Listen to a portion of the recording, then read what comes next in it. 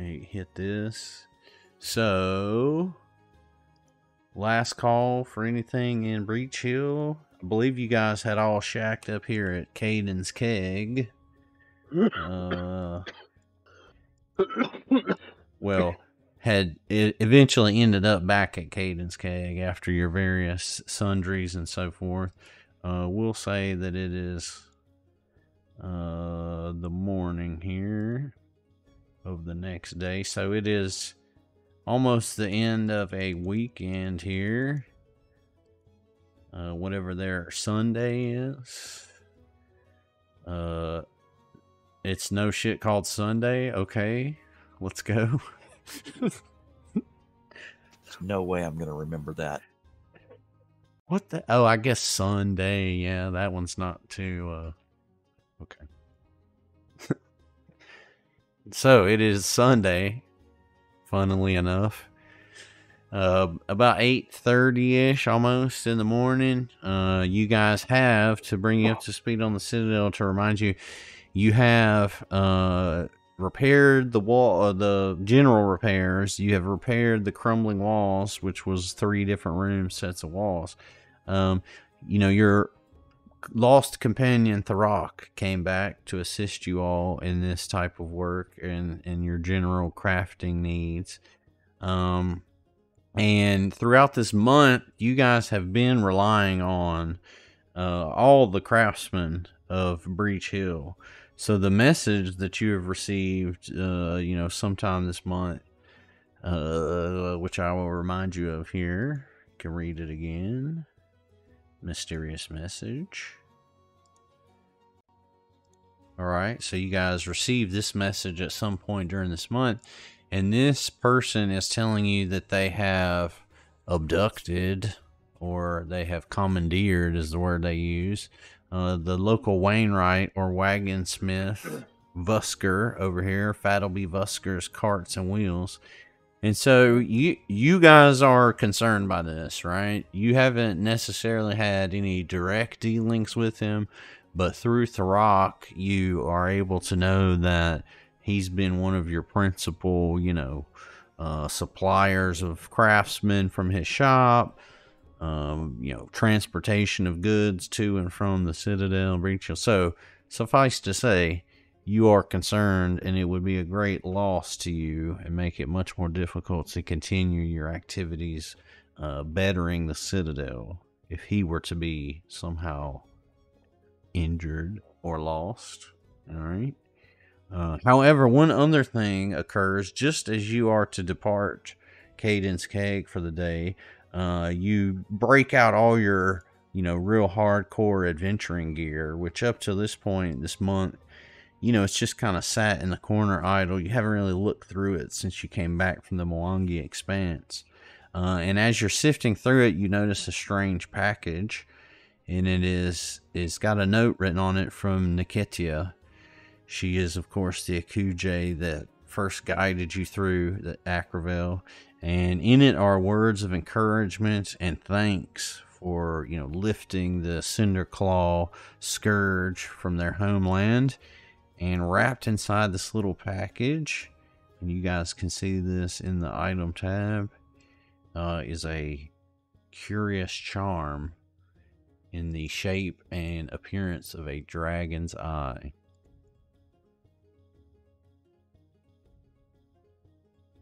So this is kind of like the gate keys. This is another item that's just like possessed by the party, so you can decide who's going to carry it.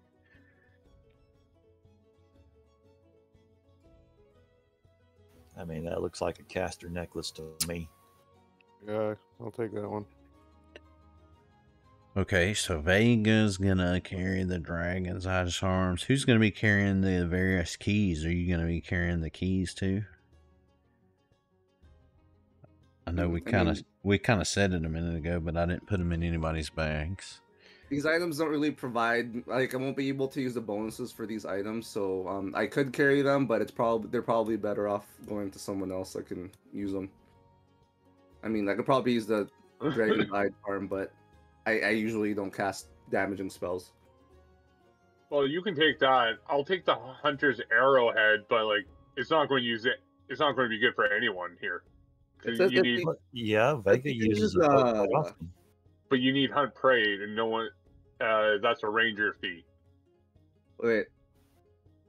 Can you play with hunt prey? I can Hunter's also- arrowhead. You can also just activate it and get a +2. Yeah. strength bonus I to think your they were talking about the activation. Yeah.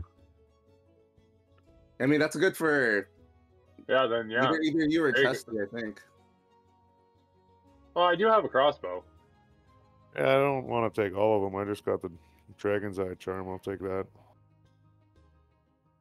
You guys can divvy up the arrowhead. I'll take the arrowhead only if Chesty wants it. No, you take it. Yeah.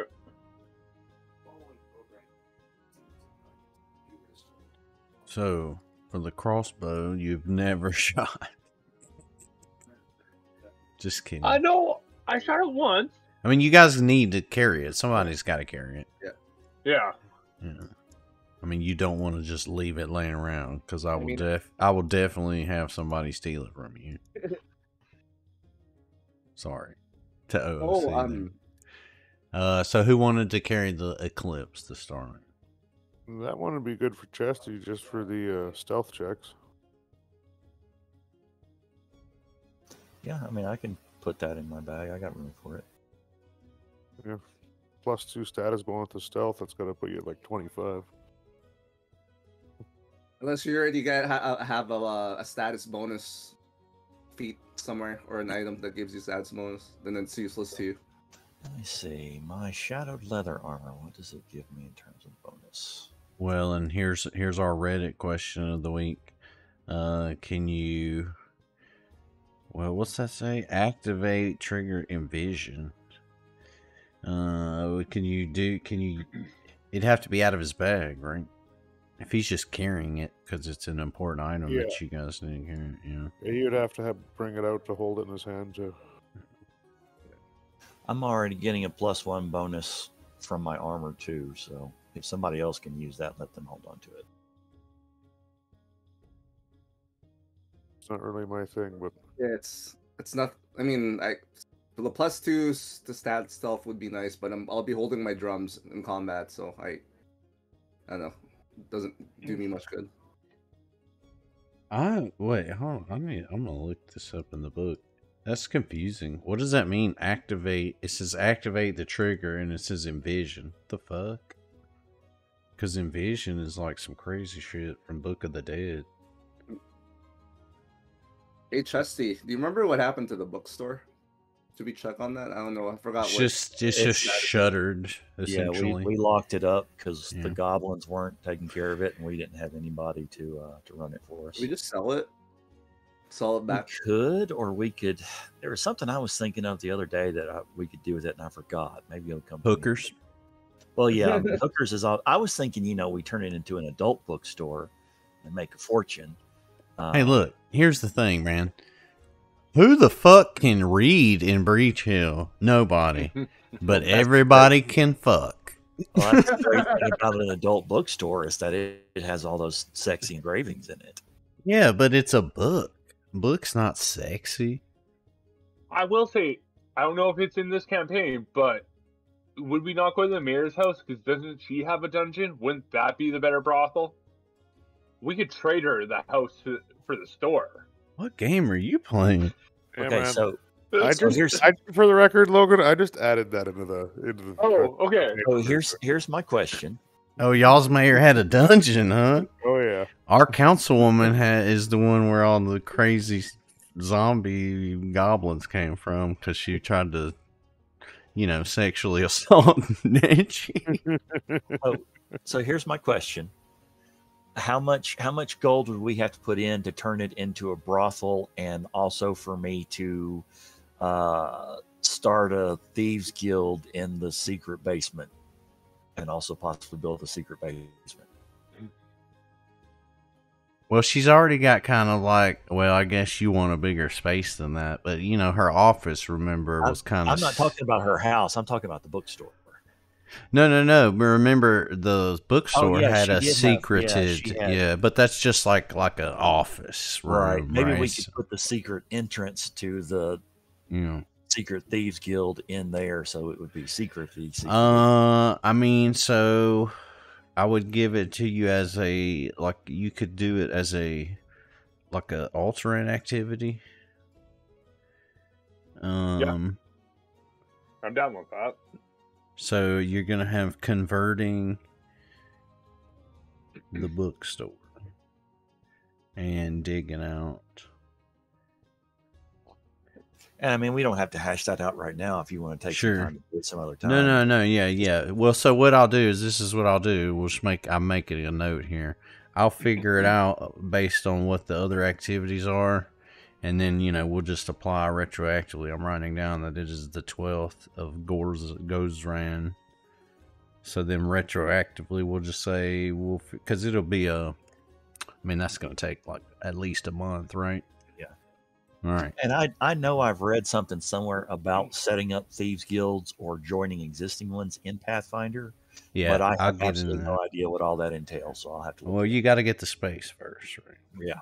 If you build it, they will come. Well, and to jog your memory, your companion Vega has already established underworld connections in Breach Hill successfully. The hell gotta pay me now. Right. So really, you've already got it. You just need a spot. So we y'all need like the headquarters. Yeah, so y'all can stop meeting on the corner like a bunch of fucking losers. All right, so like some proper criminals, masterminds. Heroes of Breach Hill. All right, so you have a choice. I mean, you obviously have the key to the Dream Gate with no indication necessarily what's on the other side. You were told a little bit by the Akujay. They told you that since it is just like the Hunter Gate, it's an older Ayudora, there is a way station, but they have not traversed it in many ages, and so they can't tell you, what could be lurking there. They don't, or they aren't able to give you really any information about where it goes, because that's kind of been lost to time. So you could just go headlong through that gate with no abandon, or you could, out of concern for your fellow man, answer the call of this mysterious message. I say we go answer the call. I say the same, not so much out of concern for my fellow man, but as out of concern for future profit. That's fair.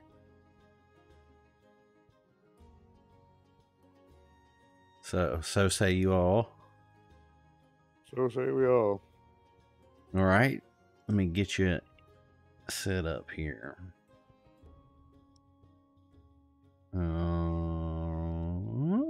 So this is going to be a bright, sunshiny day. This has a brighter background than I usually use. So as you guys come into this place, or come up to this place, you notice that the door right in front of you, which is right about here, is closed. You don't necessarily notice anything suspicious like a booby trap. It just seems to be closed. It's a small shop. You've been here before. You are familiar with it. So you know that there's another entrance on the south side of the building, right around the corner here. And let's see. Come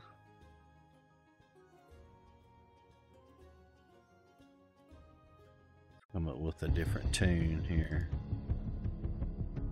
So, as you approach this situation, how would you like to enter this place?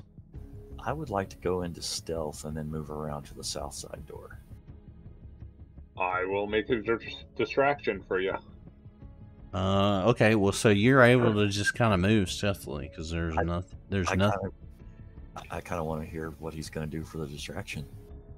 Well, there's. I'm just going to bang on the door and say I'm here. Works for me. I will join Sir Durwin. Okay, so which door are you banging on? Should I stay invisible for this, or should I just kind of disappear? Well, you can come hang out the south door with me if you want. Yeah, I'll do that. Classic pincer movement. Okay, so I'll cast invisibility first. All right, so Drez, as you come around there, you see that door is wider than the other one. It has no markings on it. The one over here just have a small little sign that just says private. This one here is double wide though, big enough for a wagon to fit through. Like your mama. Like your mama's ass. All right, so you bang on this door loudly, Sir Durwin, and you wait for a moment. There's no reply. Okay, I bang again. Okay, you a little bit louder this time. You bang on the door, and still there's seemingly no reply from inside. Are there any windows I can look at, see if there's anything inside? The shop does not have any easily accessible. It's, it has like vents in the roof and things like that, but no like big old glass windows. No. Just Mary, yeah. Are there any gaps in the door that we're in front of right now? Just your typical, Have we checked to see if that door is actually locked? Would my prying eye fit under the door? Oh. Yes. I forgot I had this. Prying eye, 1 inch in diameter. Yeah. I'll cast it. Okay. So your prying eye goes up underneath the door, and you just see his workshop. And there's nobody in there. The fireplace is cold, contrary to how they drew the map. And is this the whole room? Can I check the other rooms in this building with my prying eye? So your prying eye is able to go into these rooms that are open, but the other ones, the doors are closed. Can the prying eye like fit under the doors? Not the internal ones. No. Okay. Does the prying eye see anything of note that might be useful for us in this main room? It can do a perception check. All right. Because you can do a perception check through it.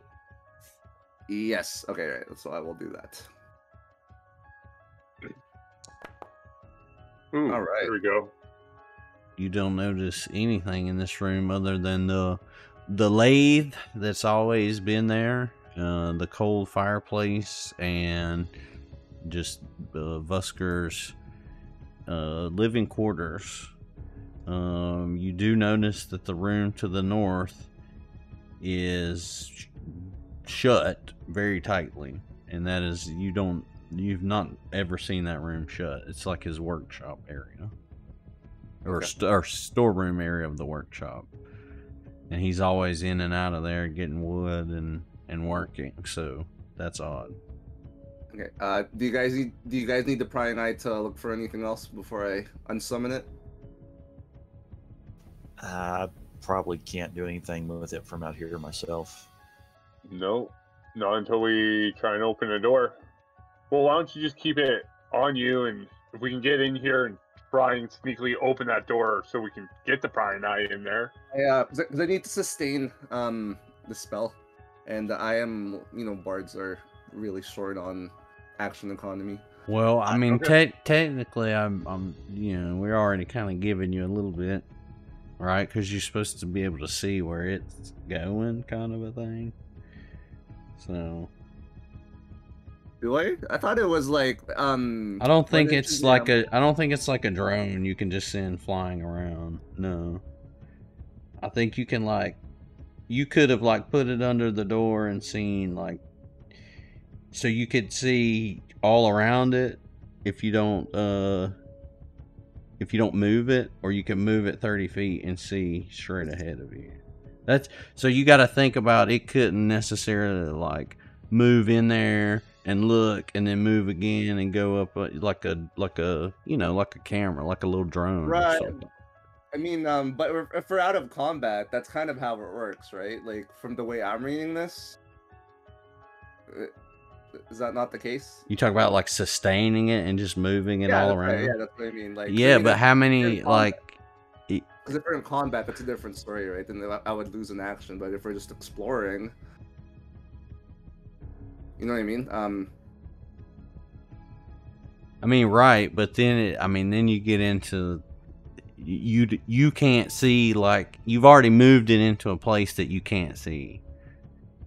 Right, because the prying eye transmits to me, so I can see whatever it sees. I know this spell is a big dungeon destroyer. Because, yeah, I thought it could move still. And if he sustains it... That's what he's saying is he can sustain it, which you can, but then out of combat, you can, sustain it forever. But isn't every time you sustain it, isn't that casting it again? So, eventually you run out of spell slots, don't you? I thought it'd be more like concentration.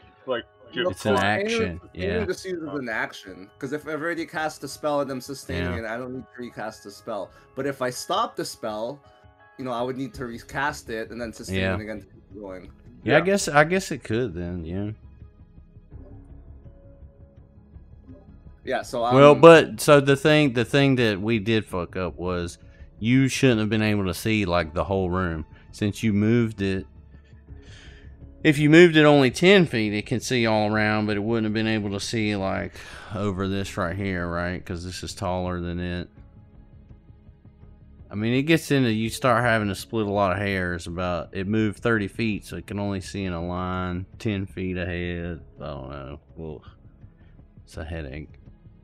You see what I'm saying? Because if you move it more than 10 feet, it's only supposed to be able to see right in front of it. Or move it up to 10 feet, seeing everything in all directions around. Okay, well, I mean, for next time. Right. But yeah, okay. All right, so I think we're done with the eye, guys, right? Yeah. Okay. I will stop sustaining the eye.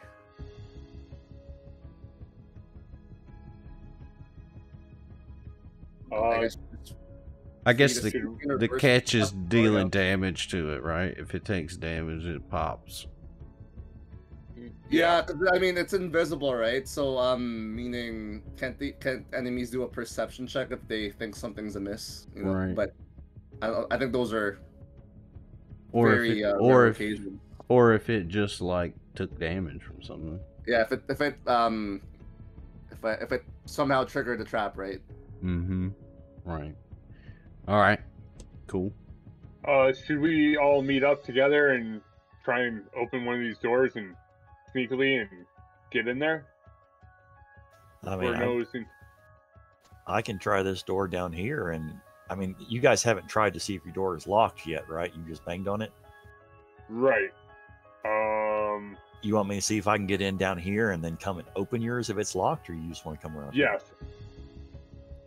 Do that, because if anything, if I keep banging, they're distracted by me if you're sneaking in, and I should be able to give you aid by distraction. Okay. Well, then I would like to try the southern door and test it to see if it's locked. And I'll just keep banging the door. All right, so you bang on that door up there. You fiddle at the wagon door here and determine it is not secured in any way. All right, I'm going to open it slowly. All right. As you start to push on it, you notice it was already slightly ajar, and it comes open just a little bit more. But it, I guess, just because of the way it is, or perhaps somebody mangled it, it doesn't quite open just all the way for you. But enough that I can get through. You should be able to squeeze through there. All right, I'm going to move right here, and then I am going to check for traps before I attempt squeezing through there. Okay.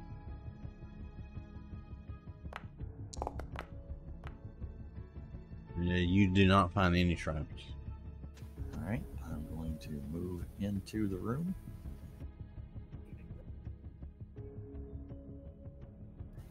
And You find an empty room in front of you. It's his workshop. It's large enough to hold multiple wagons. The fireplace and the forge right there, again, contrary to the way they drew the map, are cold, which is another unusual sight here in this workshop.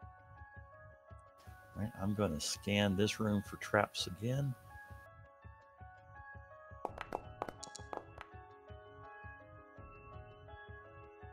Okay, you notice that in the middle of this room is something you've seen before. It's Vusker's lathe, and you notice that this time it's not operational. Something must have happened to it, and you see that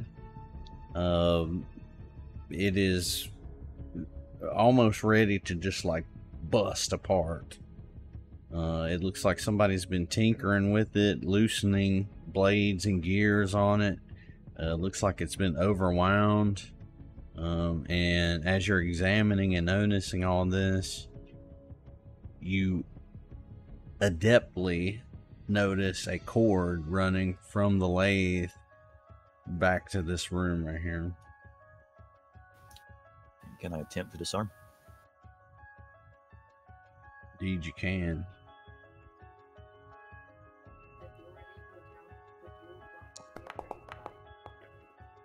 Oh, I'm going to hero point that, of course.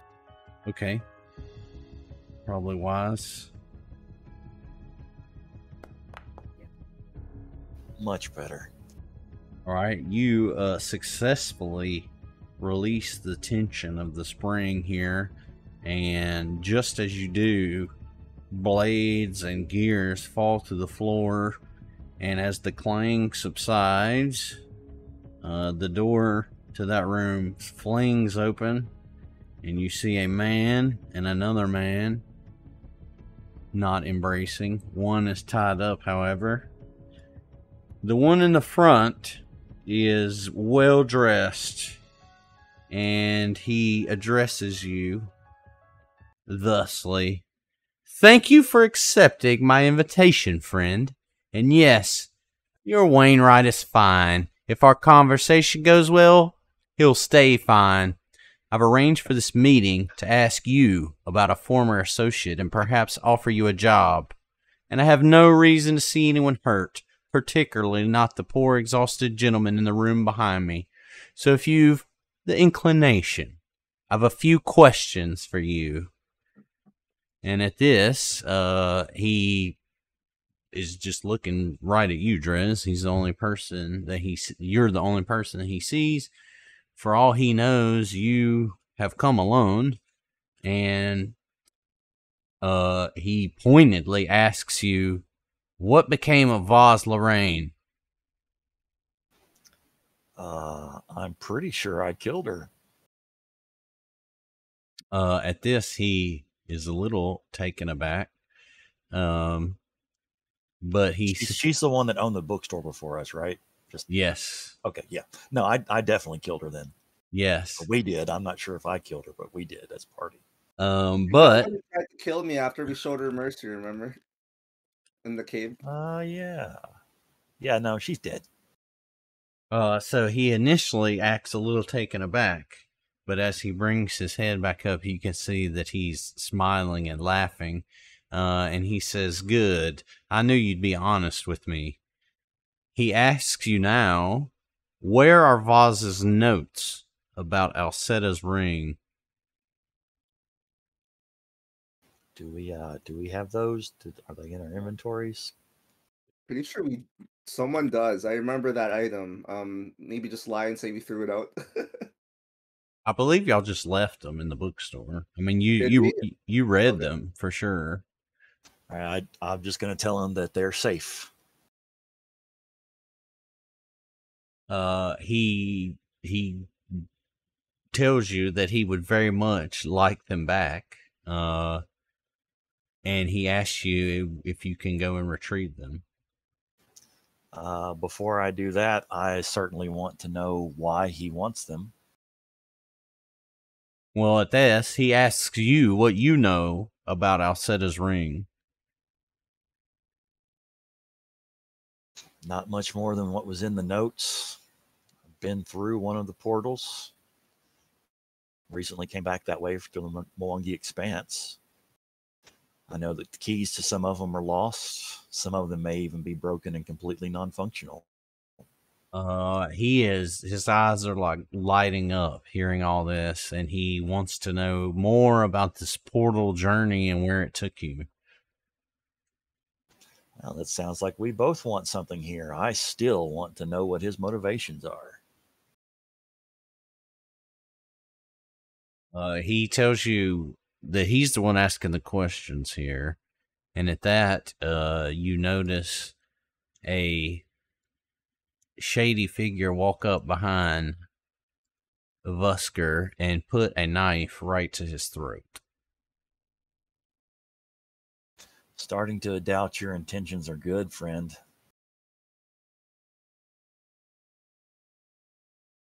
Well, he asks you if you would like to find out about his intentions and work for him. What's it pay? He tells you that their goal is no less than all the riches of Galarian. Seems a little bit far-fetched. That's what organization he works with, Chesty. Maybe he heard you say that through the door.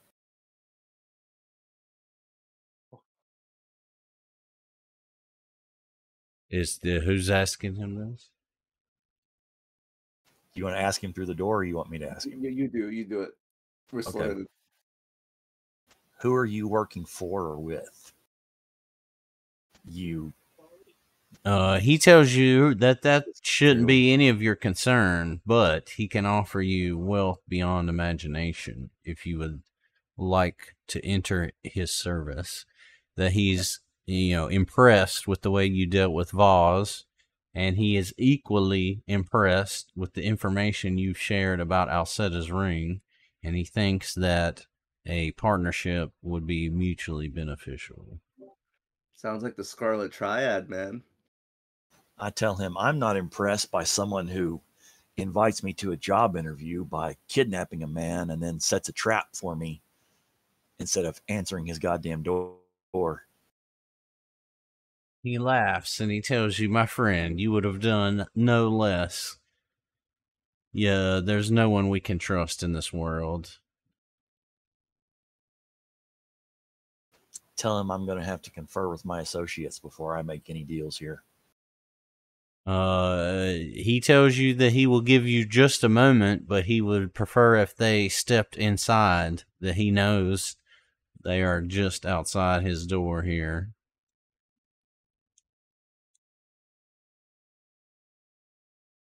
Should we just come to you, Chesty, or what?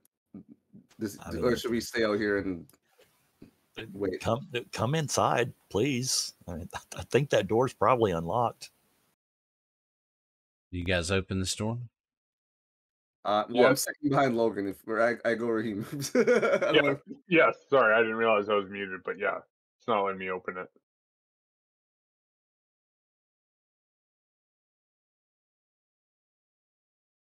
Yeah.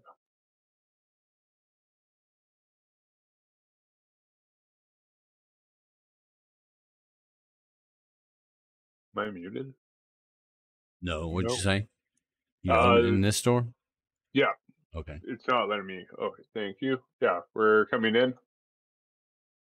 Get over here, Neji. You're our talker. I'm going to assume he still doesn't see me. You're invisible, yeah. Well, You, perfect. you cast invisibility on yourself, yes? Yeah. Should have 10 minutes or so.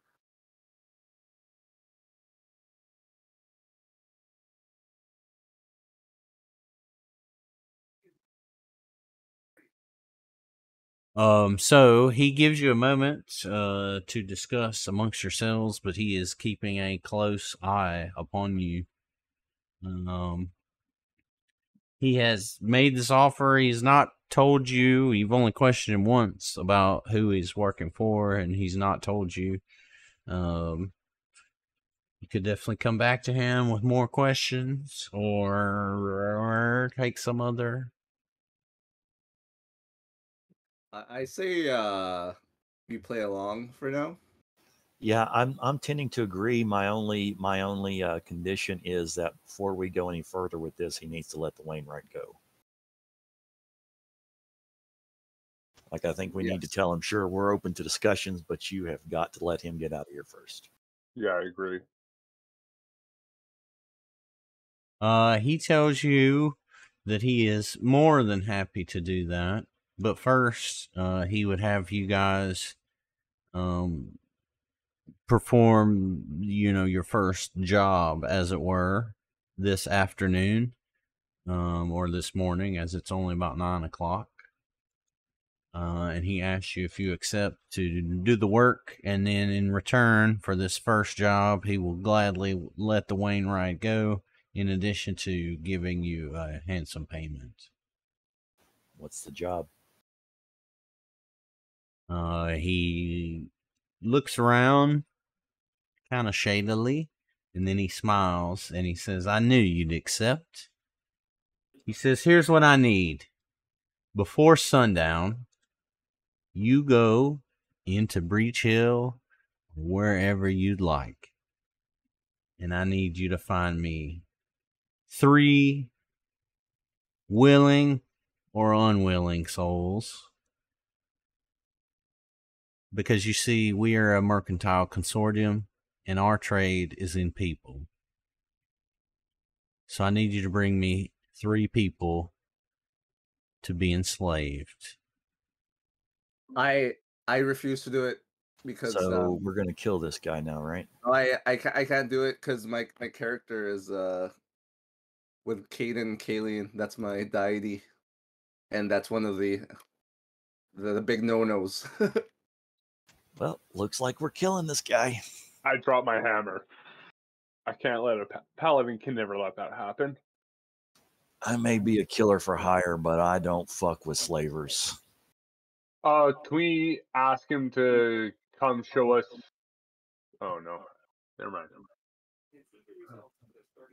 Do anything your heart desires. Hey, I want them to come closer. Hey Vega, how's about a fireball right now? Well, I don't want to kill the prisoner.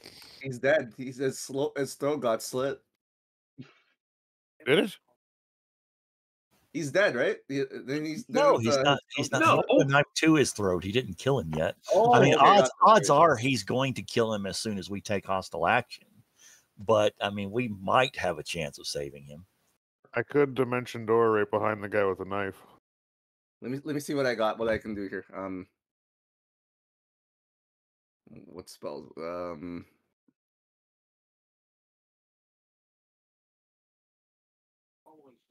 Let's see. Actually, probably what would be a better idea is for me to use the blink blade to dimension door right behind him. And then, That'll oh work. yes.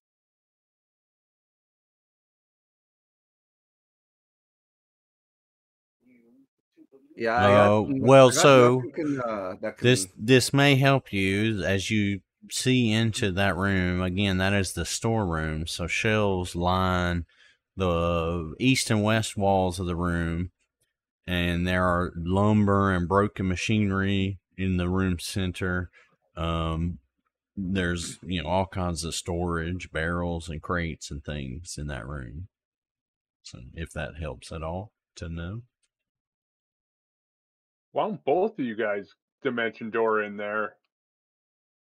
Neji and I will try and distract them. Like if we ask them what kind of slaves they want and that, and so we can get a little more closer. You guys dimension door both attack, and then we go from there. At least then they're more distracted with us than killing the hostage. Can you dimension door the hostage to us? Is that a thing? No. Okay. I don't think you can carry on a regular dimension door. You can't carry anybody with you, right? Right. Could you? And I don't know how it works, but could you make it like horizontal underneath them? They just fall through it. Fall through and come out.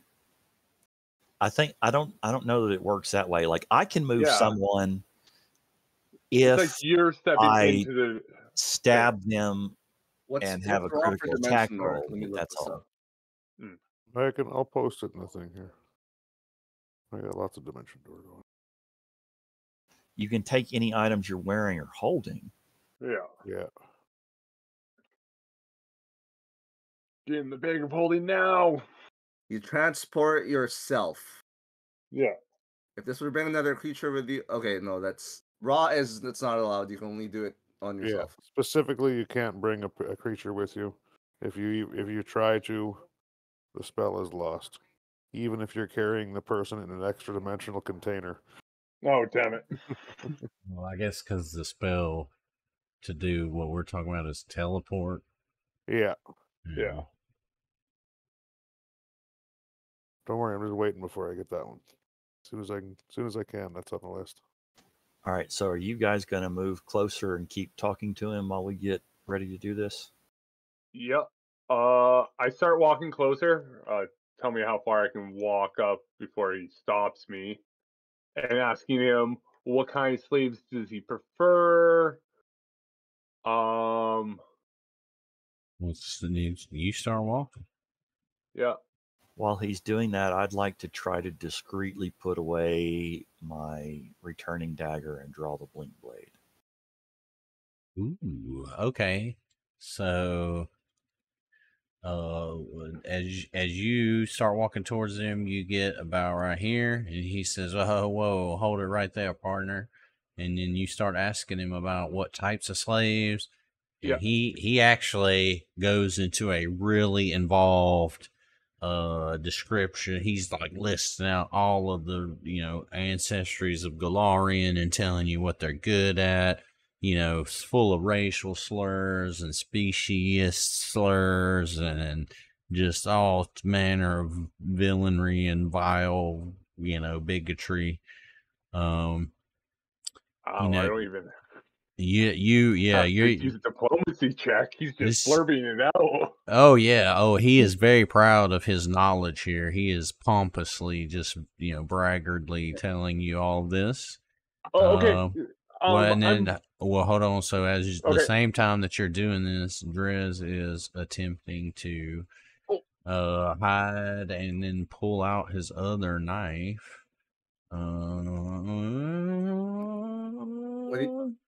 What do you guys think? Should I open up with synesthesia? You successfully do that, Drez. Okay. Without being noticed, and then continue, Sir Durwin. Okay, I'm going to come up closer and say, look at this fine specimen, bringing Neji with me, saying he can play the flute and happily keep all lords present. I mean, happy.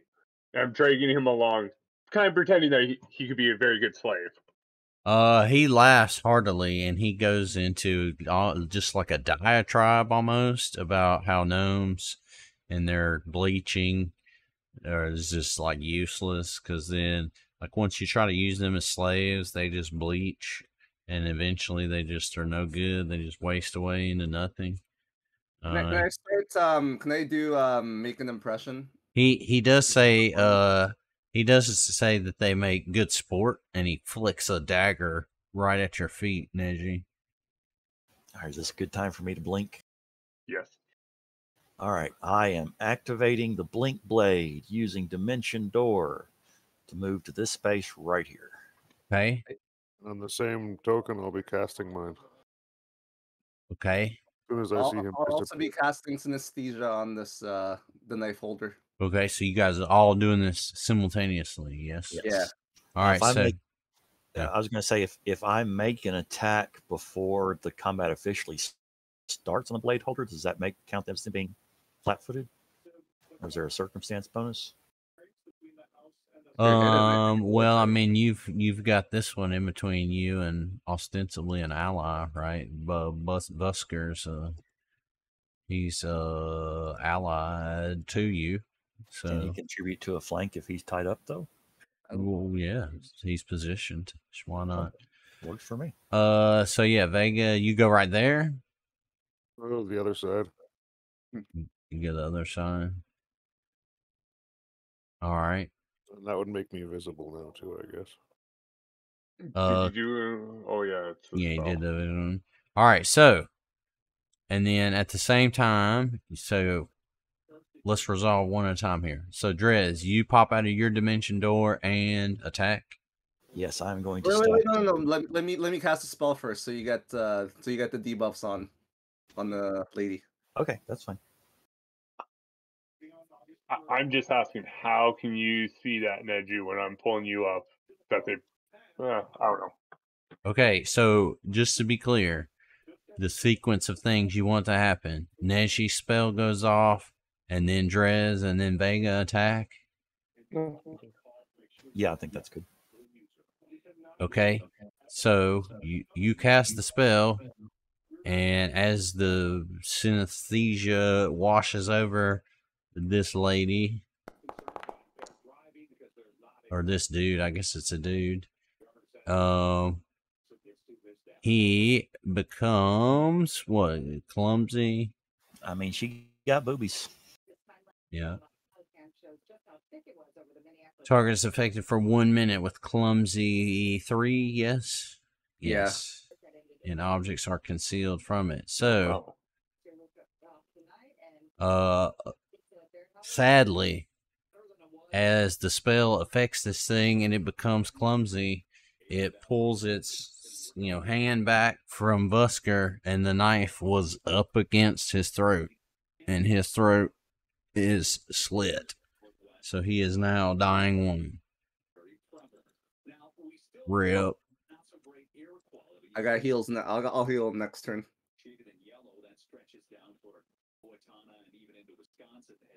Okay. I'm listening to the news about Wisconsin. What's What's happening happening in with Wisconsin? Wisconsin? I don't know. It's on one of y'all's TV. TV just turned on. They don't talk about Wisconsin on my TV. All right. So, Rip, he's laying there now in a pool of blood, but this thing is super duper confused-o, and everything is concealed to it for the next 1 minute. Drez, go ahead and make your initial stab. All right, is she flat-footed to me? We decided. Yes, we did. All right, I am going to now attempt to slit her throat with the rapier. Ooh. Ooh. And let's put enfeebled 1 on her. Ooh, and she's frightened 1 too. And flat-footed to all of you until the start of my next turn, and flat-footed to me till the end of my next turn. Get fucked, bitch. She dead. Where's that Rude. Avenger thing when you need it? Rude. All right, Vega, this is your moment. I should pause the time here since this is all happening in a second. Your time to shine. You've empirically touched this whooped up on. We need a fortitude save. I remember that spell. It failed on me because I was hitting something undead or something. So does she take any of that with a fortitude save? I don't think so. Hit points. Oh, yeah. Wasn't it? Do what? Targets one living creature's cast time 2. Oh, She succeeded the save, so yeah, fortitude save save is not It's just half. reflex that is half damage. Right, because you just jumping up on him. Dang. So she steals herself from this vampiric touch after the initial onslaught of synesthesia and getting sliced with a rapier. An unusual tactic. I mean, I figure it's got, it's sharp all the way down. That's what she said. All right, so you might want to see a doctor about that. That's my doctor's the woman. Zing. All right, so you all need to roll for combat. Roll.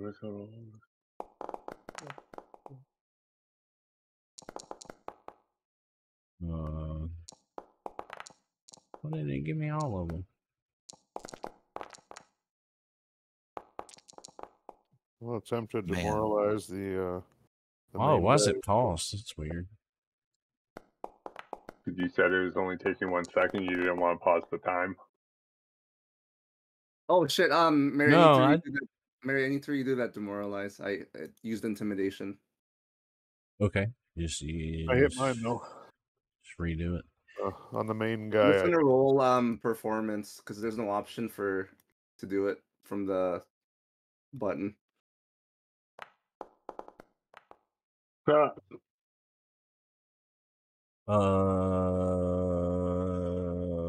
You're okay. Well, let's resolve Vegas first. Who are you doing yours on? The main guy. This guy here. Yeah. All right. So that's against his. All right, so that's a success. He's frightened 1. And who are you doing on, Neji? I'll also do it on the main guy. Okay. Yours is a success by 1 because he's already frightened from Vega. I'll give it to you.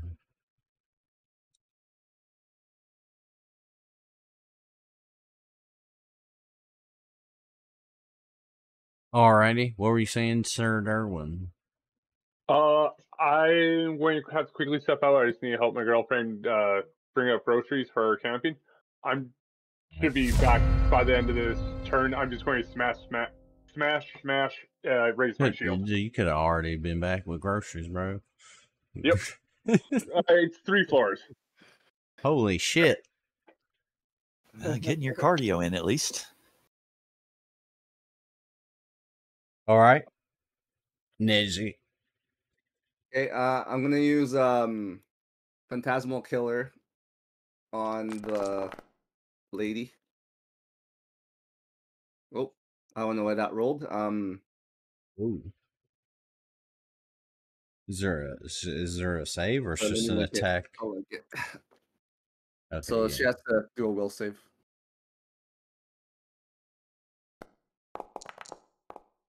Psycho Killer. 8d6 mental damage and is frightened 2.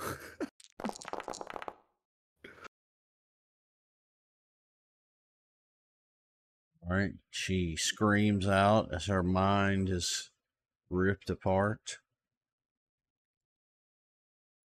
Is that it for you? Oh shit! No. Sorry. The dude is dying 1, right? Sorry, I didn't see. I forgot he was dying 1. I need to heal him. That's my bad. Can I take that back? What? The whole turn? Yeah, the dude didn't have any dying 1 status on him, so I totally forgot he was dying. I'll give you 1 mulligan, I guess. Sure. Yeah, sorry, my bad. Yeah, I'll use I'll do a level 3 soothe on. Oh wait, it should be on the dying dude. Yeah, so let me cast that.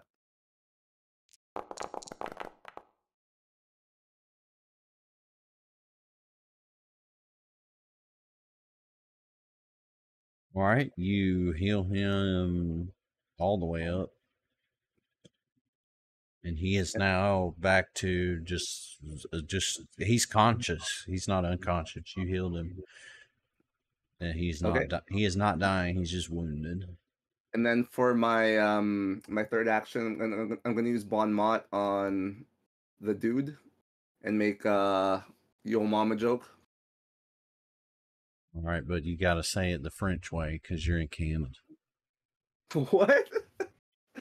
How do you say yo mama in Well, French? you know it in that's like a direct French that it means yeah. good word, right? That's how you say yo mama in French. I'm looking it up. He didn't mean you have to say your mama in French. It meant you have to say bon mot in French. Bon mot. One more. All right. So that's a diplomacy check. I saw a video the other week about the pronunciation of that. How people are just like bon mot. Okay, and you're doing that against who? This guy? Yeah, the dude. The dude here. So let's see. We never did find out his name, did we? Nobody did ask him. No. I was going to until he started, all the racist shit. Now he's just gonna die. Yeah, that is a success. You insult him.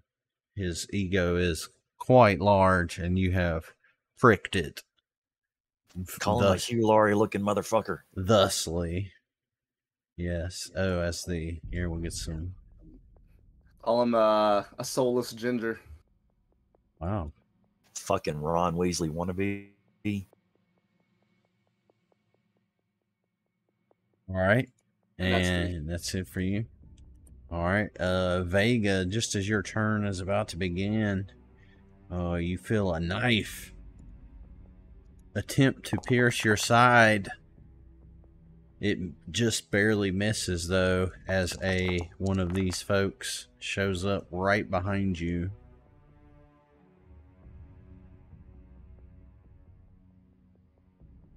And we're going to put them in right above you, and it's still your turn.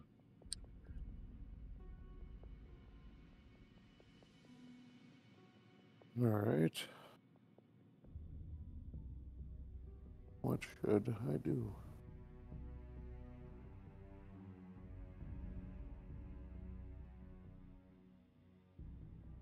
When in doubt, kill someone. Yeah, kill everybody. Fireball right beside me. It's a dangerous game. In the wagon workshop storeroom full of wood.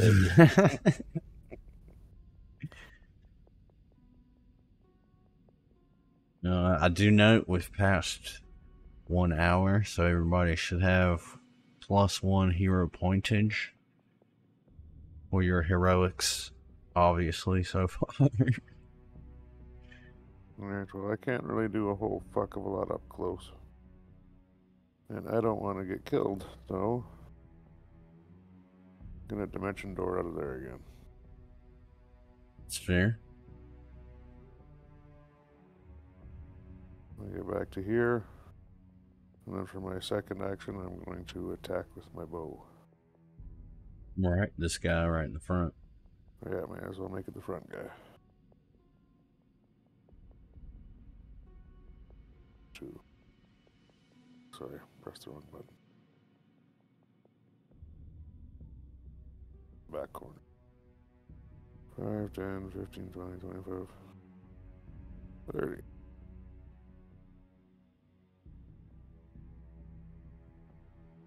And take a strike.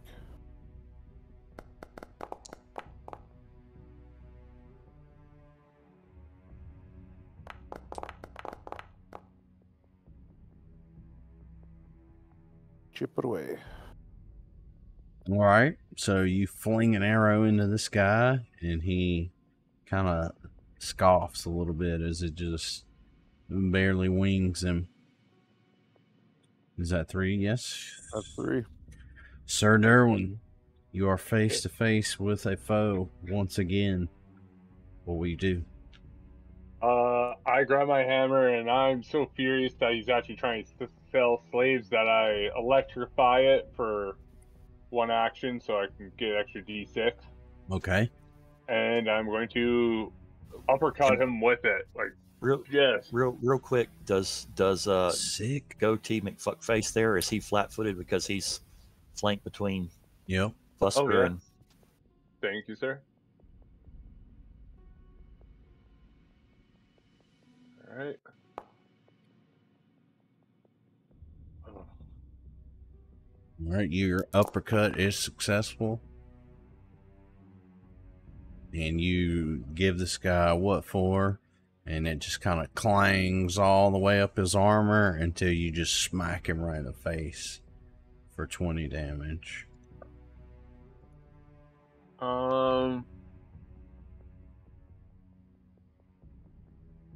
For my next action, I'm just going to raise my shield. All right. I must have a shield equipped. I have a shield equipped. Uh-oh. Is it... Do we click it off? We're messing with inventory and stuff. I think so. Oh, yeah. You just have it as worn and not held. Oh. Yeah. And with it. Oh, I think maybe you're messing with your crossbow. Oh, I was trying. Thank you. Yeah, I just said it right. Yeah. Okay, there we go. That was the end of my turn. All right. And as it moves to you, Drez, similarly to Vega, you feel a knife come at your side. But it glances off your armor due to your ability to nimbly dodge. And appearing next to you in the crates here is another one of these villains. And yes. Maybe our fireball would work now. I know Drez is pretty good at dodging. Oh, we need to save the I mean, guy I'm in pretty the chair, fast too, so yeah. Well, yeah, we do have to save the Wainwright. I forgot about that. And it will pass to you, and this thing will take its turn right above you. All right, so my rapier still thirsts for the blood of slaves. So this one right in front of me that I've already attacked, I am now going to poke in not a fun way. It's fair.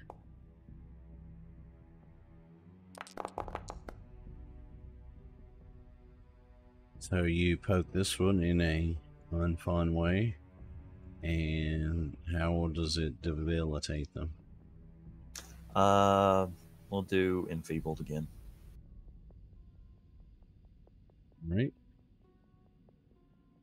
So she'll just remain enfeebled. 1. Yeah. Well, does it increase? Does it go to 2? I don't think that it... Well, actually, let me double check. If Maybe it adds, I think. Well, no, because Is that how it works? it lasts until the end of my next turn.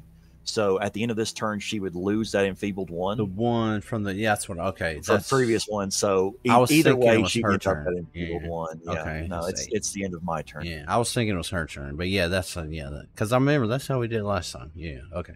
So she'll just remain enfeebled. Yeah. I'm kind of disappointed she's still alive, so we're just going to make the map strike here, bring that rapier back around. Oof. So Real you quick. come around with the rapier, but it does not pierce the armor of this villain. And Okay, and last action, I am going to... Can I do a tumble through to this space right here? Sure. I think that's what I'm going to do.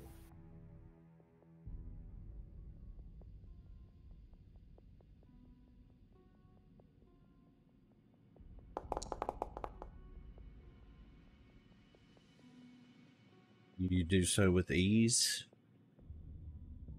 think the critical effect is it's not half speed.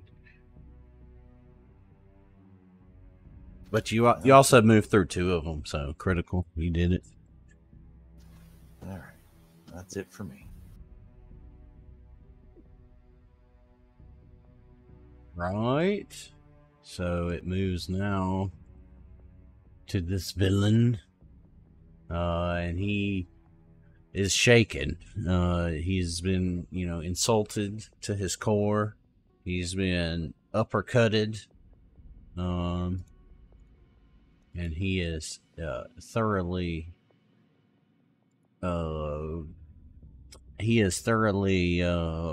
put out, should say. This is not how he saw this going, right?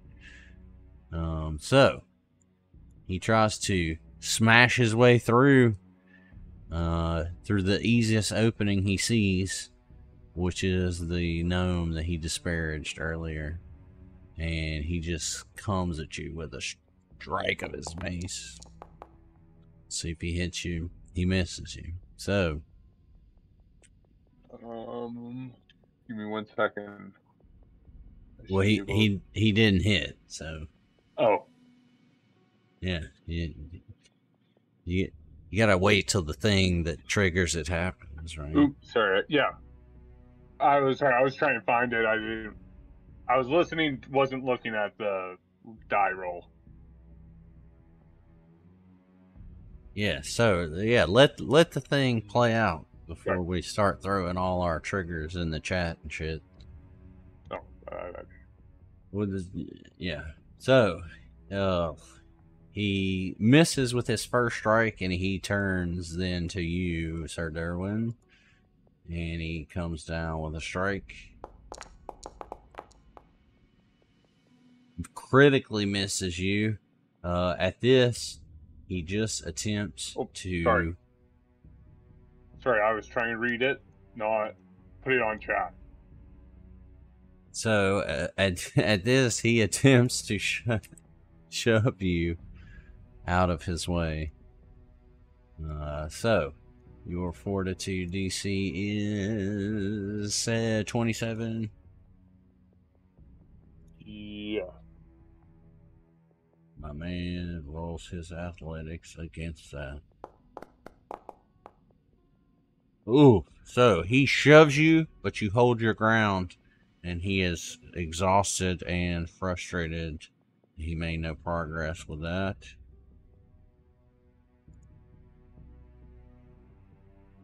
This sneak here, who is barely hanging on, just lashes out at you, Drez, and tries to just stab you multiple times.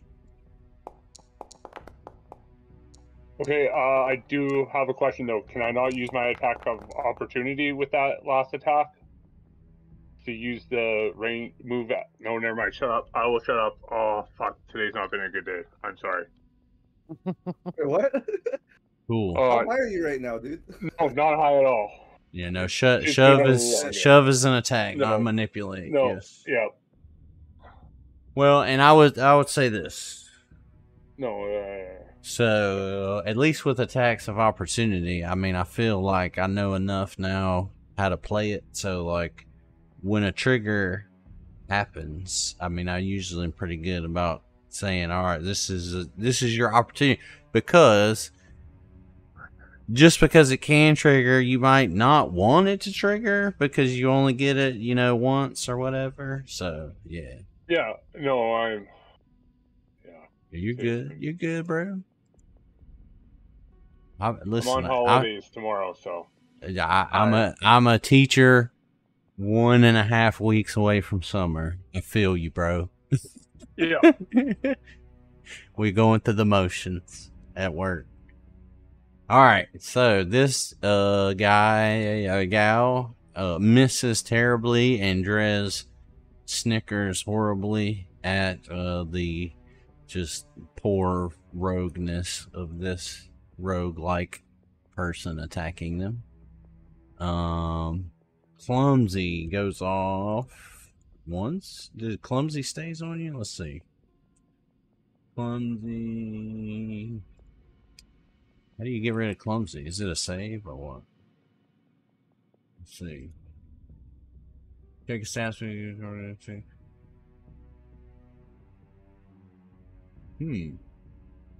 Is there any way to fix clumsy?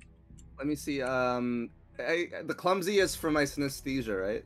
Yeah, right. But I'm just saying, we never had a chance to like try to save. It's supposed to last for the effects last for a full minute, so 10. Oh, so from your spell for 1 yeah. minute. Okay, cool, Yeah. perfect.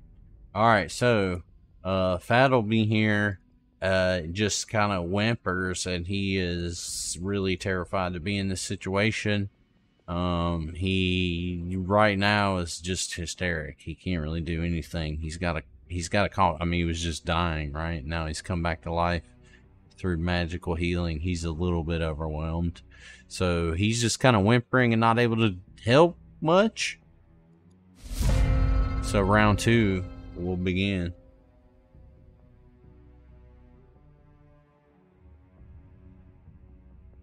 Neji. Sorry, I was muted. I cast Dirge of Doom. Okay. Is Frighten one extra for everybody. All the enemies. but so like where are you casting? Just in this whole area? I believe It's 30 it's foot. an emanation, so it emanates from me because I'm playing the music, right? So 30-foot emanation. Yeah, I should hit all of them. Yep.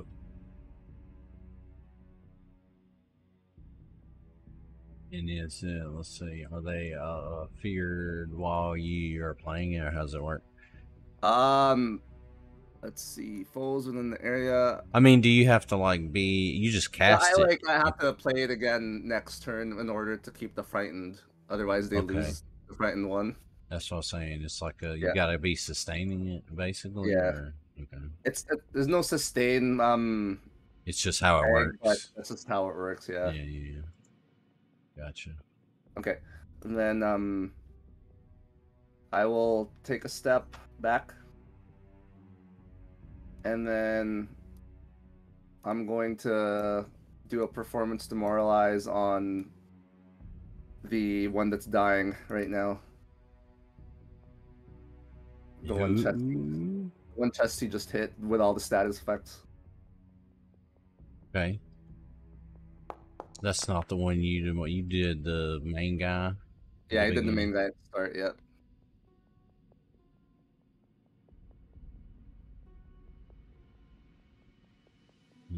He's already from. Okay. So who is this against? This is this one here. Yeah, this one. To demoralize him, that's successful 1. So he's frightened 2 by your plane. And that's 3 for me. All right. This sneak here. Let's see what she does. She is going to.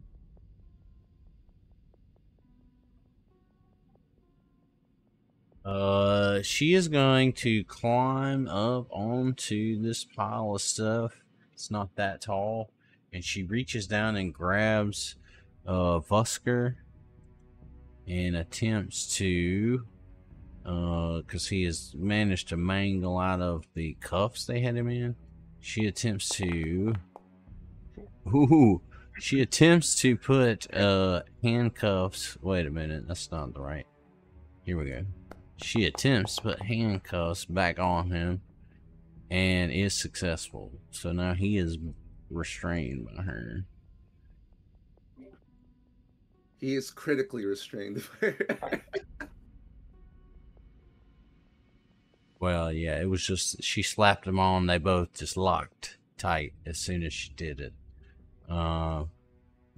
Having successfully moved and done that, for her last action here, she is going to fling a dagger at you, Drez. It plunks into the wall right behind you. She gonna try. Right. It plunks into the wall right behind you, and you see that she produces another dagger from her person. That she has a supply of them. Vega.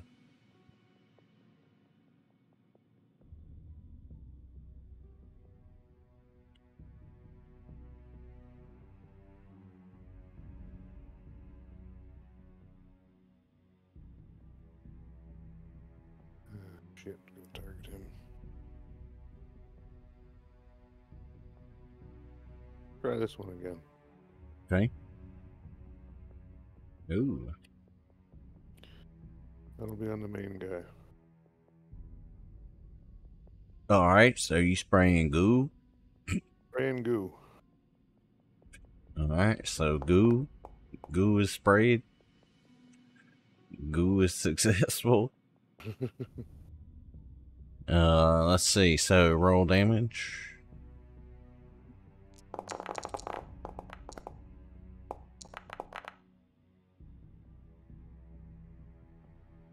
And he is blinded. Yes.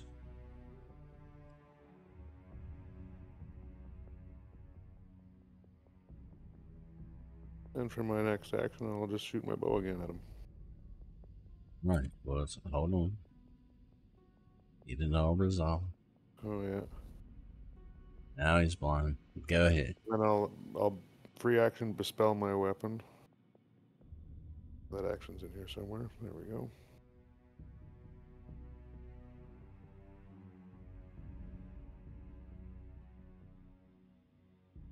I think that spell was in. Binding form is evocation.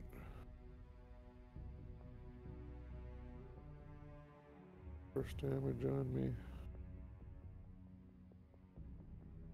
You should just be able to drag that onto you. Yeah.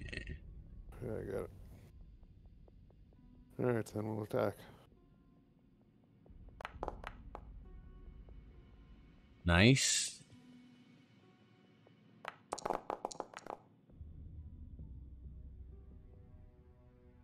So you fling a magical arrow his way, and it strikes him for 13 damage. And he swears loudly as he did not see it coming. You said what?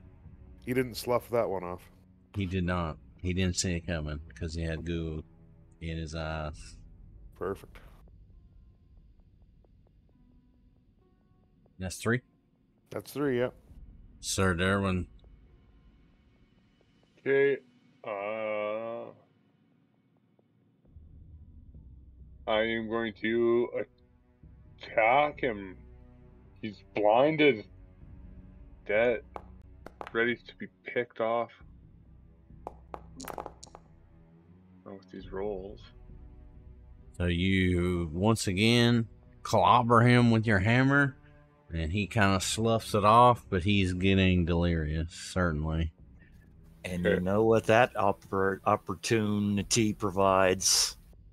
Oh, I yeah. really tried to come up with a better transition there, but You know one what of that my teammates- opportunity provides.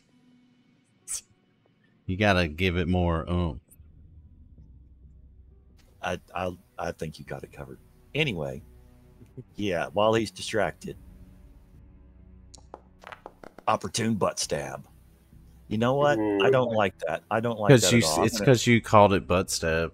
I'm gonna hero point that though. There. Return of the opportune butt stab. That one. Ooh. He really ain't gonna like that shit. Okay, let's not even worry about that crit card now. And let's That fucking hurts, man. let's enfeeble him too. All right, hold on. Let's start at the top. So he takes 38 vicious damage from your. Oh, I rolled it by accident. Whoops. He takes 55 vicious damage from your critical hit. All right, he is enfeebled twice. Let's see here. And your critical effect is that a slash? Kind of, what's your main damage here? With the rapier, it's piercing. Piercing, yeah, rapier. So he is clumsy, 1. He is. Plus, he would add a level of frightened. He's just getting all fucked up. Yes, because he got critically hit. So he is frightened 2. Well, he's already frightened 1, but I'll let that add since it was a crit. Ooh. How Is bad is he looking right now, Mary? He can't be lower than frightened 1. I'm pretty sure that's a straight on meta question. You know how much damage he's taking? Y'all been sitting here beating on him. From 1 to 100. I mean, I just hit him for 55 damage. I don't think he's doing well. Anyways, what I was gonna suggest is, do we want to consider knocking him out instead of? Yeah, I was thinking about that earlier. Do we want to take him alive and take him? He is viciously wounded. Yes, obviously, and in bad shape here. But he's also, you know, you got to think about, like, you're going to parlay with a guy who is now clumsy, frightened, enfeebled, gooed up, poisoned, and insulted. Yeah, knock him out. I would like to ask him how he expected this day to go. A little bit of the goo is in his ear and also blood, so... No, you can do that. You want to ask him? Yeah, I just want to be like, is this how you expected this to go? All right. Well, what you do is you wait because it's not your turn. It's up to Logan. You got him. No, it's almost. Do my second action? Yes, go ahead. I was actually thinking about tripping him already. All right, you gonna give him some acid or mushrooms? Acid. I'm pretty sure that's what's already in his eyes. Knock him out. I think you have to, like. I was more. Is it an arm strike? An arm strike, yeah. You would just need to hit him with. You would just need to hit him with non-lethal damage. Just like kick him or something, right? Yeah, I was more thinking knocking him down and going to the other people. I wasn't really thinking about keeping him. I thought you meant you wanted to knock him out. No, but I can make him. I can do an unarmed attack.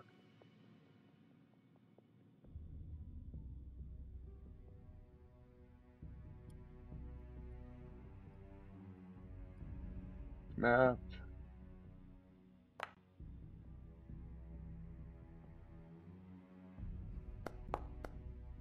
You ball up your tiny little cobalt fist and you punch this guy right in the face. And he swoons over and he hunches over, but he's just barely still on his feet. Alright, I'll do one more.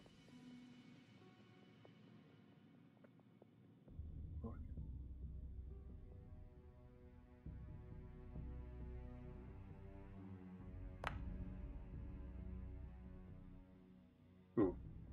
Hero point, why not? Are you at... Did you attack him? Or oh yeah, you did attack him. Yeah, that's my... Yeah, I was looking at your map right now. I'm like, well, that doesn't look right. Oh. Alright. So you swing at him, but he's just kind of swooning around, and he luckily just swoons out of the way in time.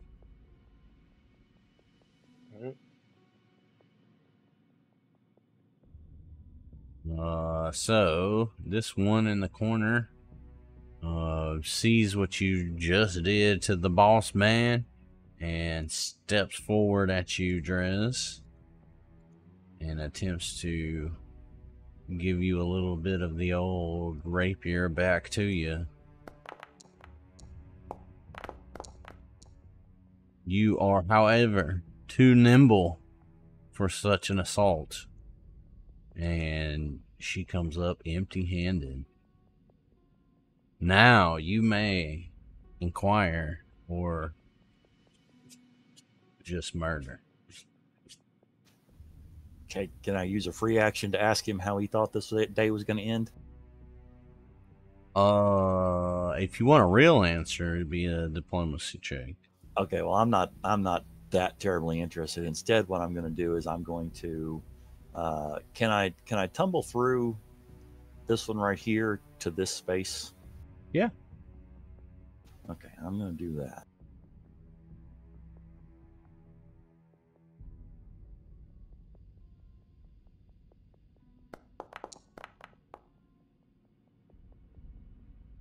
Right, you successfully do so and move right through with no problem. All right, and that will keep her flat-footed. And it's time to put this one down, I think.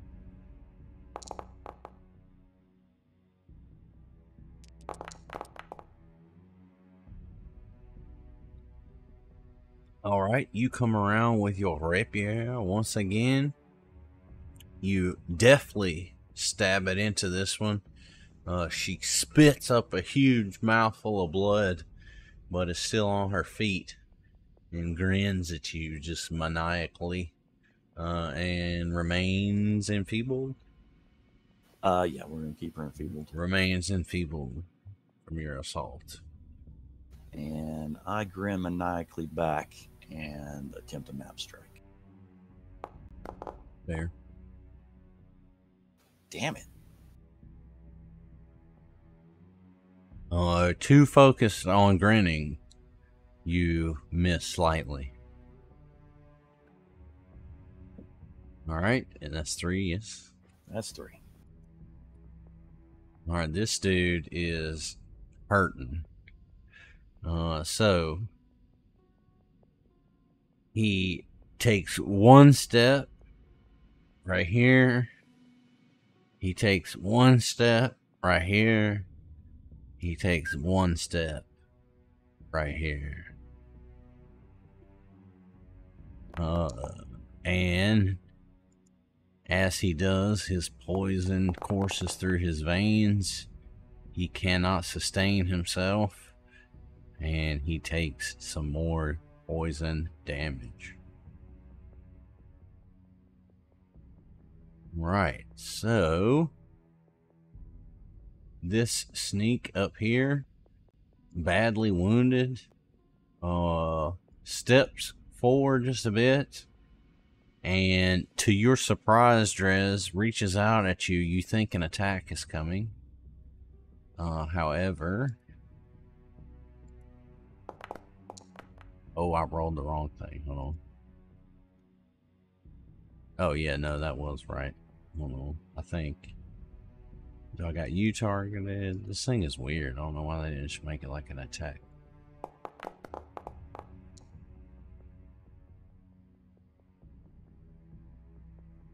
Okay, well, let's see. Why it's not grabbing like it's supposed to. So she reaches out at you and tries to grab a hold of your wrists and put manacles on you, but is unsuccessful. What a janky roll. Alright, so Vusker here is now restrained by this one, has handcuffs, manacles basically on his wrists, and he is sitting tight. Neji, round 3 begins with you. Do you guys want to take like 5 minutes? I need to get something to drink. Sure. Or, 2 minutes. You know how we do. Alright, so top of round 3, we will take a break for just a moment. I'm going to grab a drink. BRB.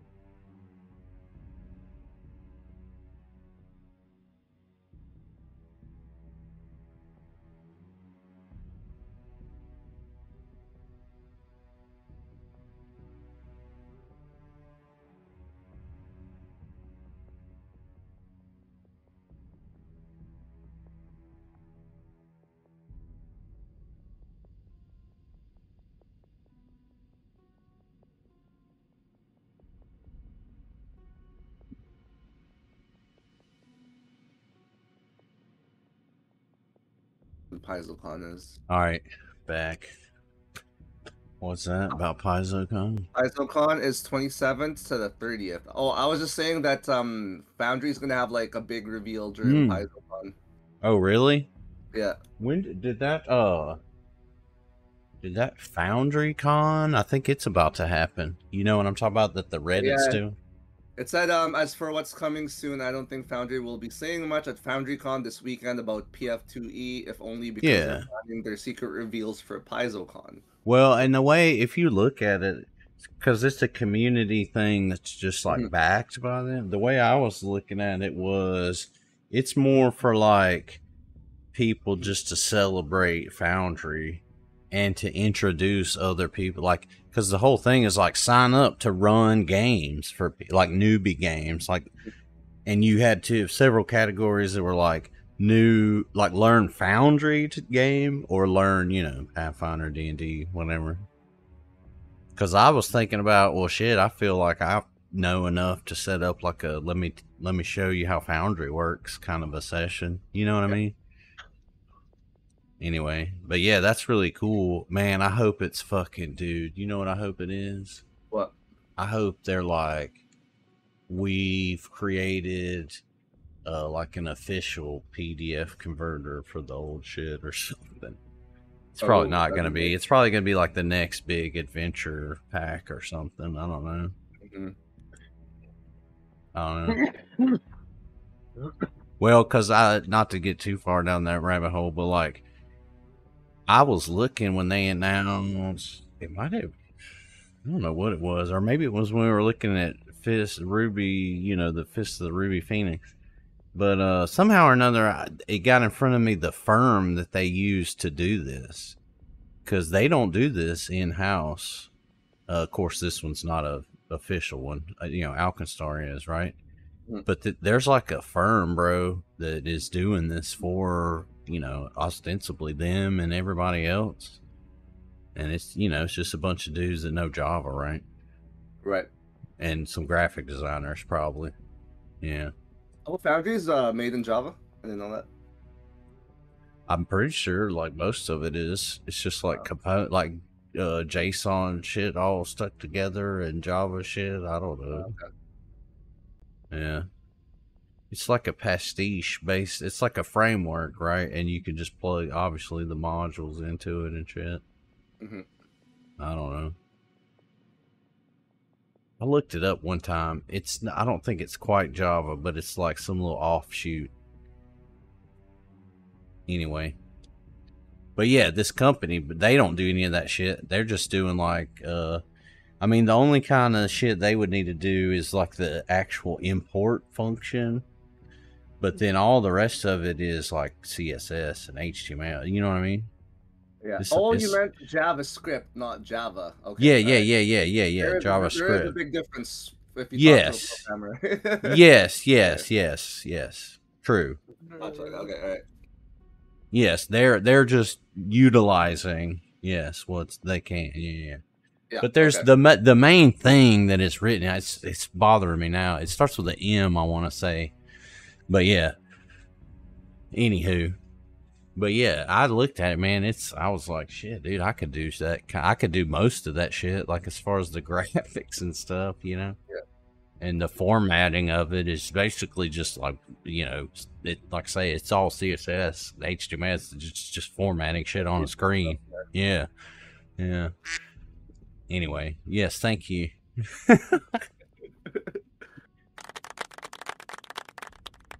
All right, so we are back in round 3. Is underway. The stakes are high.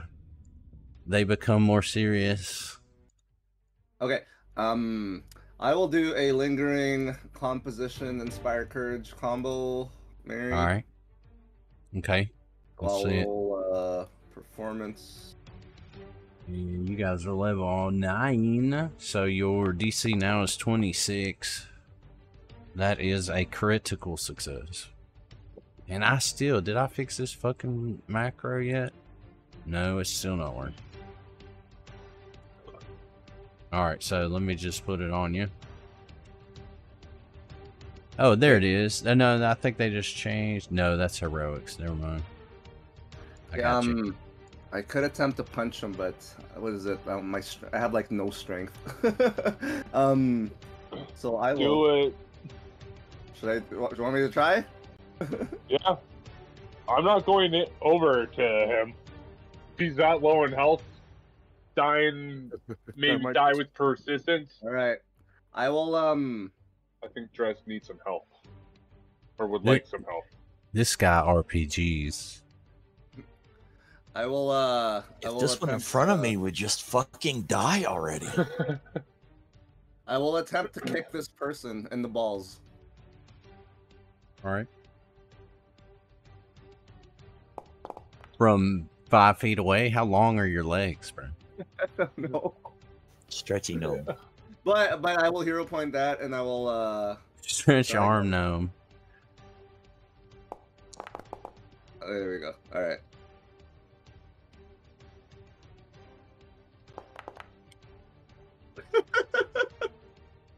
Wow, that's like a waste of a. All right, and you step towards him to do that. Yes.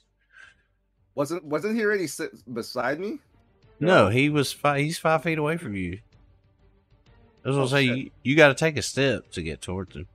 Oh, my screen must not be updated with didn't get moved or something on my screen. Okay, yeah, that's fine. Oh, there wasn't a square between you? Here's what it looks like on my screen right now. Let me take a quick. Well, I just moved you. I just put you next to him now. So this is what it looks like on my screen. So you see my shadow where I was. Right? Oh God, no, he's not right there at all. Yeah. No. Yeah, you should hit escape and reload real quick. Yeah, so that's what I'm seeing. Anyway, he's in front of you.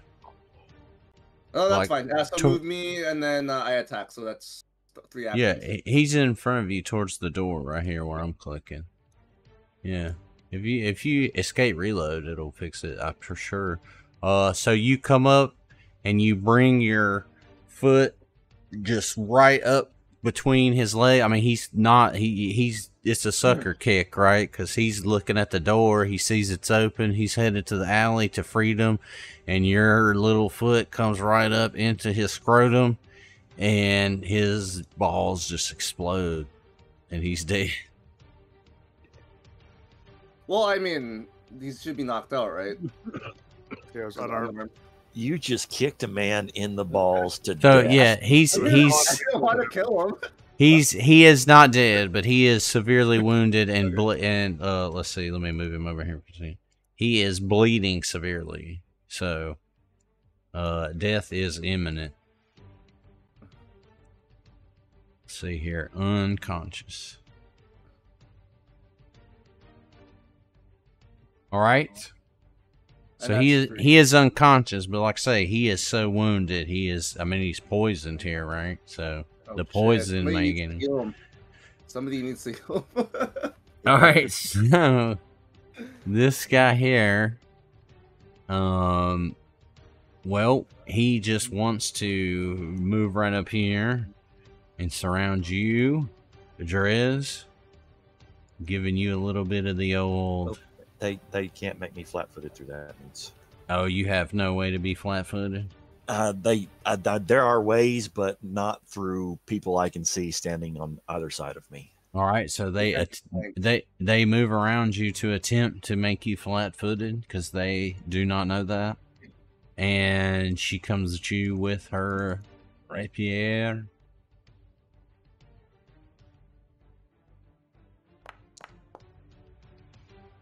It manages a hit on you.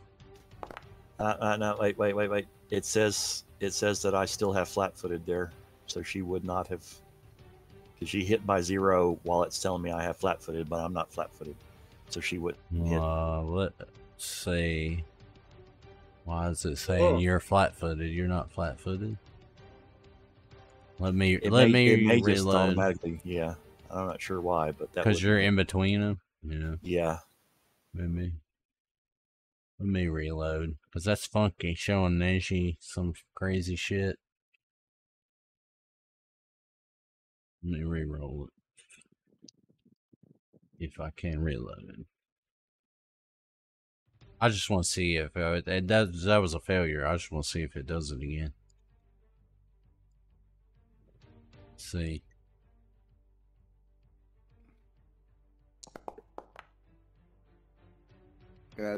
Yeah, that time it added your nimble dodge and didn't do flat-footed. All right, so she lashes out at you and misses you barely, and then comes at you again with the rapier. Oh, this time she misses even more poorly, and her rapier sticks into the wall, requiring her to spend an action next turn to pull it out. Vega. Well, seeing that guy is unconscious and I don't have any healing spells, I'm just going to move a little bit. You have battle medicine? Nope. Okay. And then I will cast Lightning Bolt down the hallway here. Up into that one guy straight north of me. Just give me one second. I got you. Where the hell is it? Yeah, he's 40, 45 feet. This is within range. Alright, so he tries to jump out of the way of this lightning bolt incoming and fails to do so. And is fried because of it for 35 damage. And then I will... Oh, that's it. Moving spell. That's my 3. It was a 2-spell. Alright. Is your dirge, that was last round, right? Is that off? That dirge or two? It comes off because I switched to another composition cantrip. Gotcha. I was just making sure because that one would have lost his friend, so he did. Sir Durwin, it moves to you. Alright, I'm going to move right up here, right beside Drez, and attack. The one that's... So you move up and amazingly attack your party member, Drez. Kidding. I make it look like it. How about that? Oh, there we go. So you'll attack the one that is clumsy and enfeebled and status and stupid and ugly and smells like a butt. Yeah. All right. The one that smells like a butt. Clang down on this common thief with holy justice and send them to the afterlife. Alright, and for my last action, I'm going to attack again. And...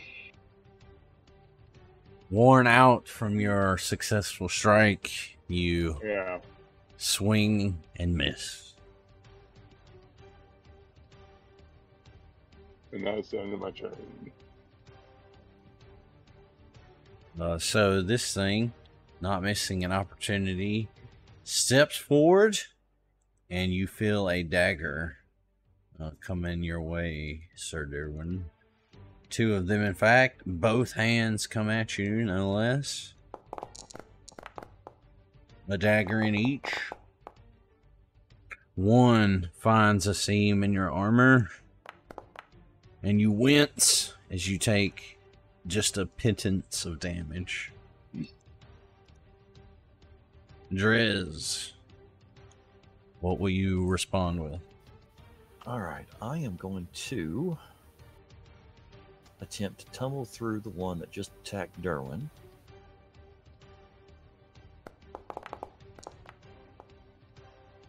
It'd be nice if I could roll crits on something other than my tumble throughs. I just need a success, damn. Anyway, I will move right here into a flanking position. Indeed you do. And if you will make them flat-footed for me. And we are going to deal out some righteous rapier death. Some rapier death. All right, let's go. Some righteous rapier injury. And you enfeeble? Yeah, let's go ahead and enfeeble.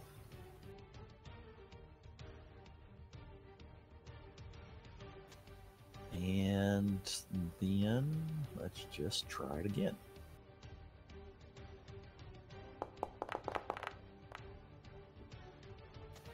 Damn it. I think every single one of my map attacks has been a 9 tonight. It's a new hour, Chesty, so hero point. Indeed. Okay, well, yeah, let's just say I use a hero point. Okay.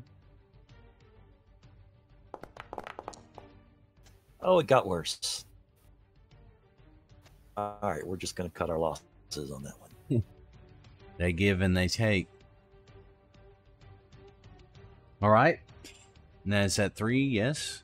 You got one more. Sir. You moved and then you tumbled. I tumbled and attacked twice. Okay. So this fella here is unconscious, and well, we'll go ahead and say, well, he would have been. How about this? We'll go ahead and give him dying checks like a player. So he would be dying 1 since he got reduced right to 0. And his flat check would then be 11. Fair. Yeah. If one of you Get fucked. wipes He's the dying blinding acid too. off of him, What was that, Chesty? I was gonna say if one of you wiped the blinding acid off of him, would that end his persistent acid damage? If Mary will allow it. It should actually. I believe it says it in the spell. I mean, he'd have to take 3 actions to do it Cool, himself. because that's how he could do it. Yeah, right. Sure, I can handle that. Well, and I mean, let's talk about that 2 seconds. I don't want to derail, but I don't think we've ever dealt with taking damage as you're dying, have we? Is that a thing? Because I know in D&D it's like 2 times your health, and you're just dead. That's it. That's I think so. Yeah.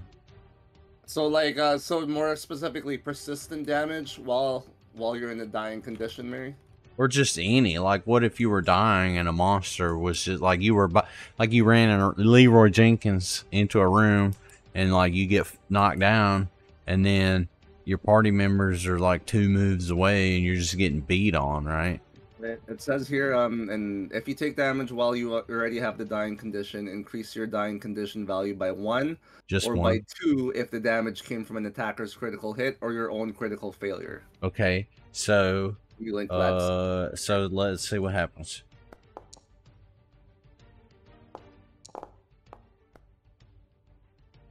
Okay, so he's dying 3.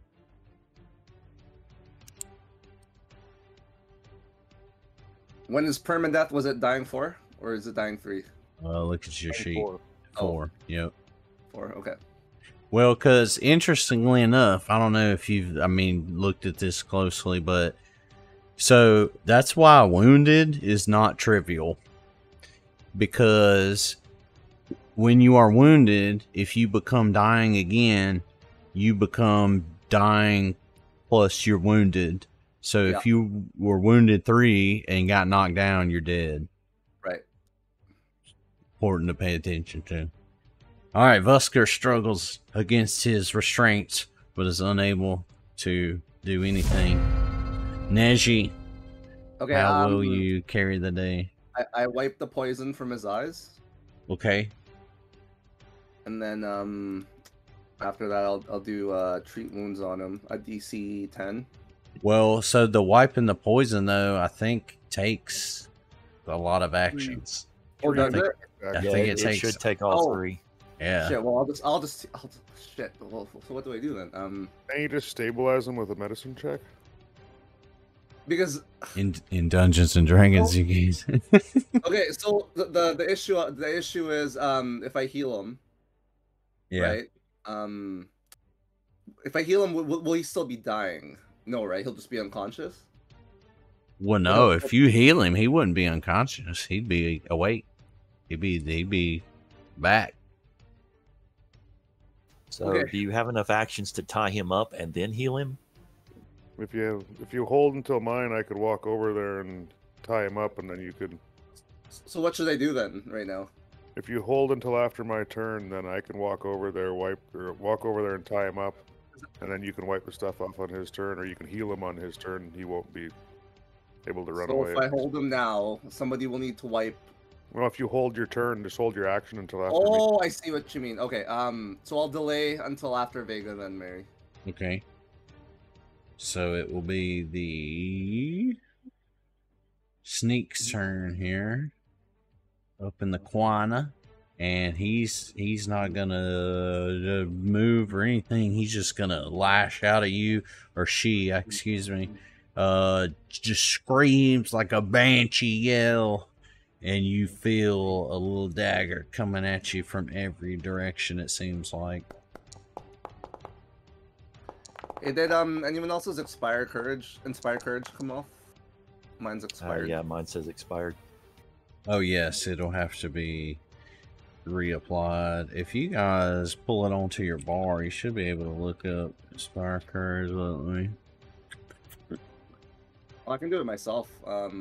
Yes. Well, and from the tooltip, you should be able to do it. But if you guys all look it up from the compendium and then look, I'm gonna put it in configure ownership, owner. It should be in the items now. You can drag that on your toolbar. I just gotta fix that, man. That macro I just deleted, or I didn't delete, I just disabled the module that has all the macros in it. Because I was fooling around with disabling stuff and it was just in something that I could probably turn back on. I just gotta figure out which one it was.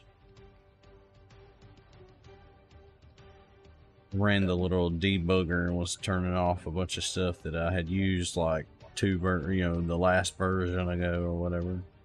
Yeah. So, but yes, if you all will grab that you will be able to remember it. Is there a way to apply it for multiple turns? That's exactly what I've been talking about for the last like 30 seconds. I was looking at something else on the other. Yeah, no, the macro. I had a macro. It's still on my bar here. Where yes, there was one. Just how that's one round. It was, and I have the one for like heroics and the other ones. It's still active. I had multiple mods for Bardic Inspiration, and I was trying to figure out which one was the one that was like really the one we were using. And I realized like 2 sessions ago, and just fucking no one ever turned it back on. One of them has the macros in it, and one of them just has like these for heroics and stuff. So I just gotta go turn it back on, man. Because that's the button I had before. Was I have a success and critical success? What, 3 or 4 rounds? And I can just hit I used to just be able to hit the button. And it was on for 4 rounds. But yeah, the confusing thing is the icon when it expires doesn't go away. So I'm making a note right now. I need to get turned on. All right, so this one, you hear the clang of a dagger, ting, ting, ting, and it misses every time. Let me go ahead right now since we just talked about it. Okay, you got yours on. You got yours on. All right, everybody's Inspire Courage is good for this round. All right, Vega, what do you do? I'll move up to him and tie up his unconscious body. Okay. And I'm gonna... Yeah. 5, 10, 15, 20, 25, 30. I think I can still see that far guy in the corner there. This guy. You will have some degree of difficulty because of Vusker and... Can I just see him? All I want to do is Durwin. intimidating glare. Try to do a demoralize on him. Yeah, you can do that. You could definitely get his attention. You whistle out right before you do it.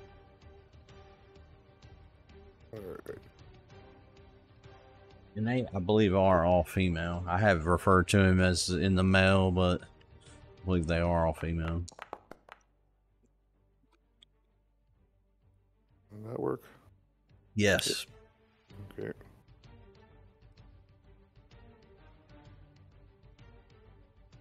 That's This is it 3.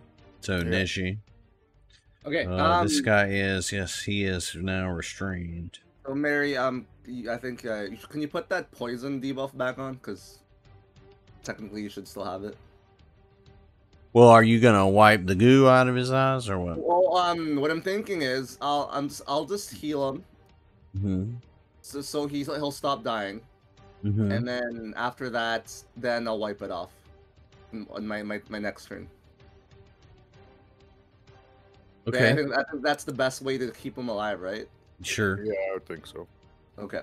Well, then, so yes, I mean, he still has his poison. I don't have the button from Vega spell, but it's just 1d6 poison, and the saves DC 15, so it's fine. He's still got his poison. We'll remember it. Okay, so I'll do let's say second level soothe should be enough. Mm-hmm. Okay, so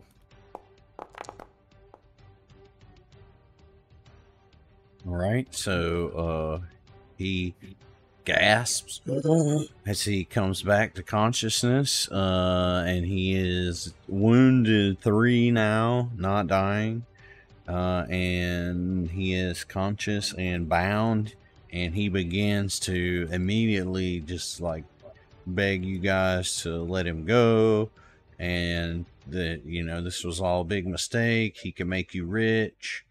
And he is no longer a threat in this combat. okay, I'll actually have another action, Mary. So I guess I'll do a demoralize on one of these guys, one of these gals.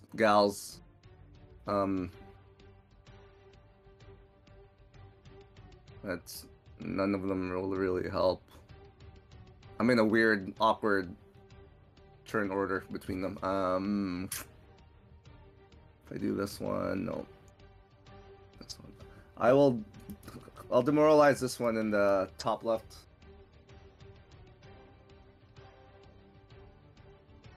Okay. With your shitty playing of your With my loot. drums. My shitty drums. The snare drum. Oh, fuck yeah. Ooh. Okay, so you succeed in frightening this person with your snare drum. And it moves to you, Sir Durwin. Yes, it's 3.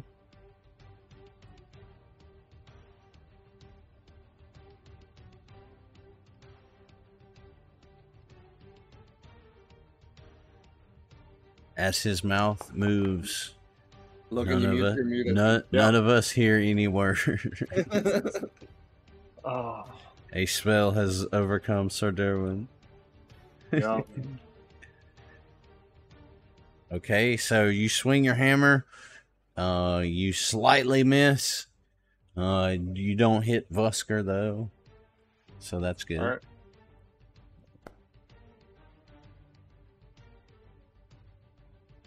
Your second strike finds its home Oh, buddy. to the tune of 16 damage.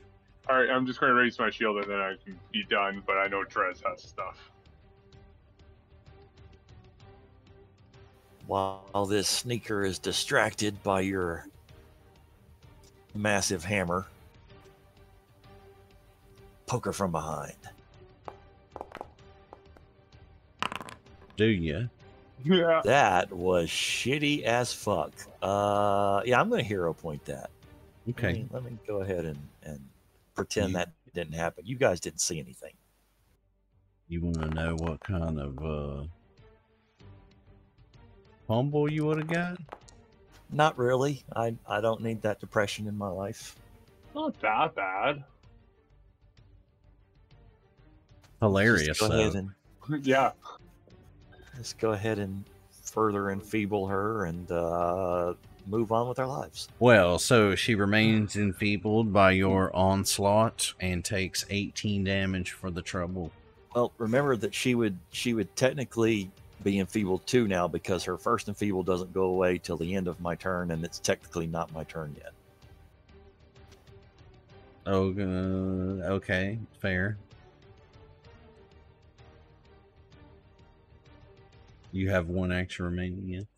Oh no, that was a reaction. It's not my turn yet. I mean, technically it is my turn, but I'm still doing. Well, no, it's one of their turns. That's my reaction on. Oh, yeah, your reaction. Yeah, I got you. I forgot one of them comes between us now, but yes, fair. All right, well, so this one attempts to run away, triggering an attack of opportunity from you, Sir Durwin, because she neglectfully just runs out of the room.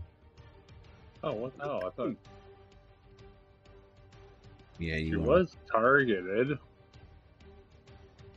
You want me to reroll or? Yeah, target her and reroll.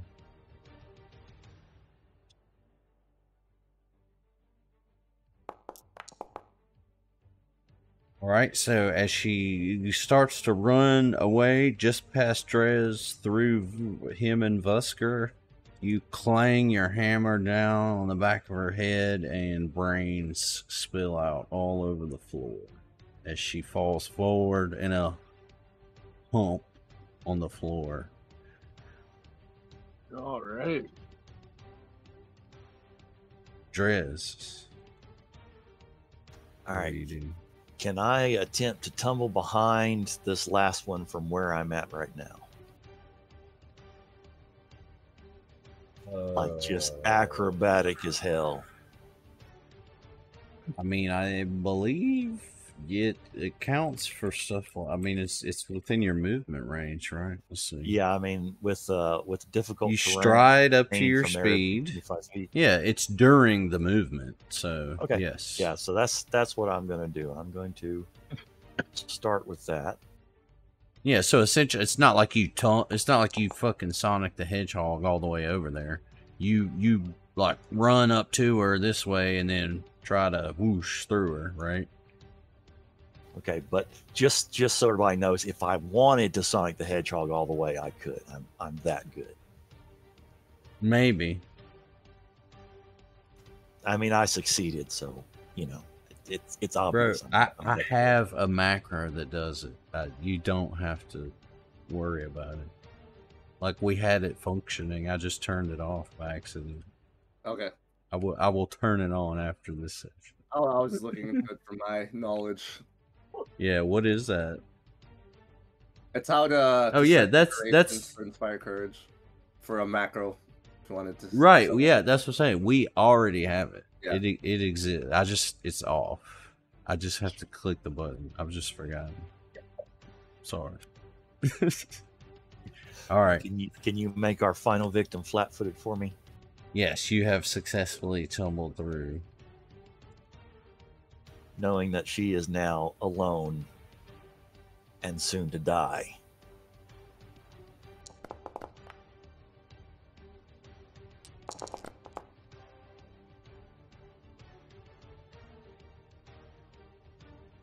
All right, so you viciously assault this young lady and frightening her with your what the hell? Took one off. Sorry. Frightening her and enfeebling. Let's go for the movement speed this time in case she tries to run. Okay. So movement penalty minus 10 feet.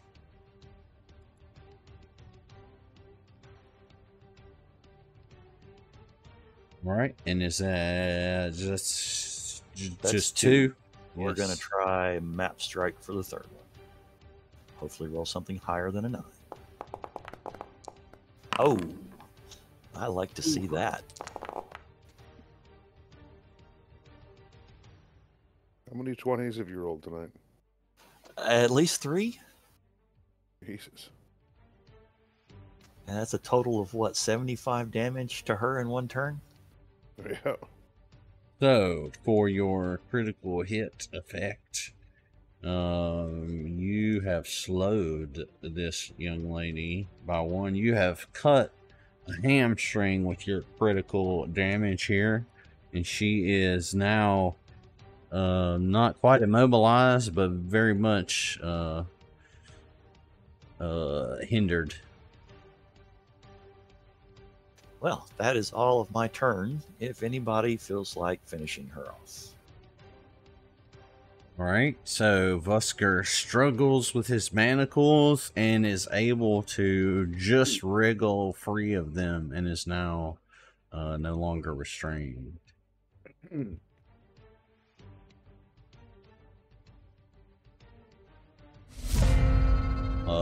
This young lady turns to you, Drez, and just lashes out with everything she has.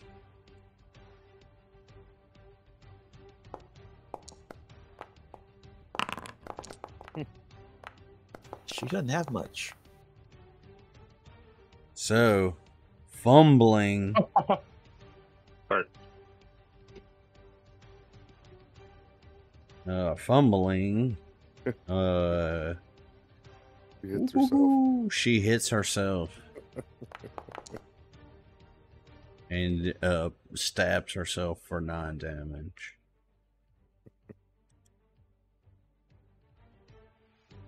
So, outnumbered, outgunned, hurt, and almost critically wounded Vega.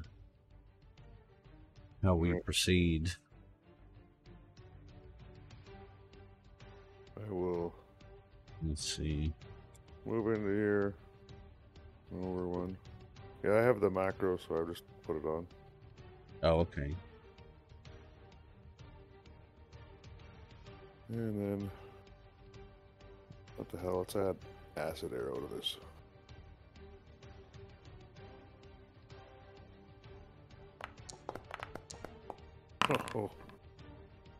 Oh, it's a magic crit too. Oh, Dazzled. So, let's see that damage. So, you conjure out of thin air an acidic arrow, and you fling it over at this lady who is fully concentrated on Drez, and the arrow slips in just in the nape of her neck and comes jutting out of her mouth, startling Drez somewhat, but pleasing him all the same as she falls dead to the ground, ending this combat successfully for the party. And you all return to a more peaceful ambiance here in town in the Wainwright shop. Vusker is obviously just, he is just completely, you know, out of his mind. His whole shop is just dead bodies everywhere. He was abducted. He had a knife through his throat. He's still grievously wounded and needs, you know, some recuperation, but he is alive thanks to you all. And he begins to thank you profusely, and offers you a standing discount on any of his, you know, carpentry services. So you have now won over Vusker to give you a, you know, if you need a specialized craftsman in a Citadel job, you'll get a discount of some sort. Man, the town's gonna love us for this.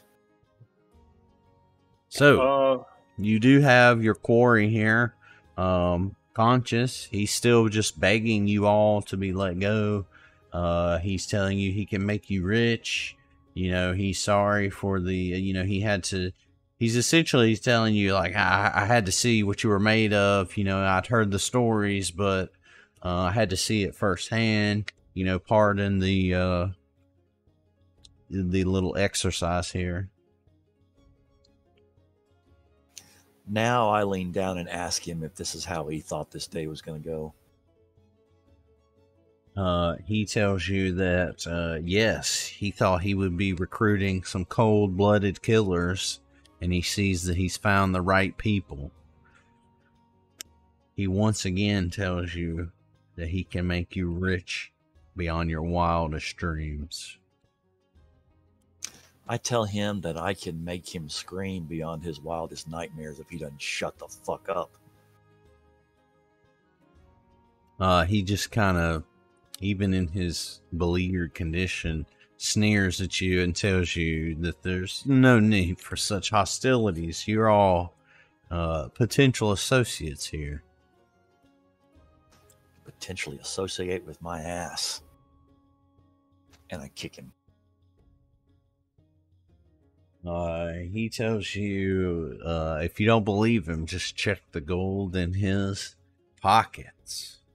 Oh, we'll gladly take that. What we're not doing is taking a job from the Scarlet Triad. We know who you are. He kind of laughs at this and tells you that, you don't know nothing. That he could tell you things that would, blow your mind apart.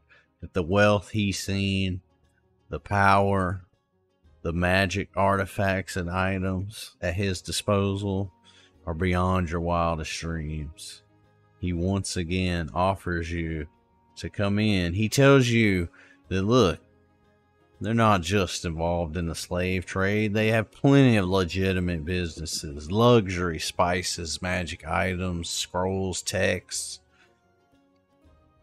They have it all.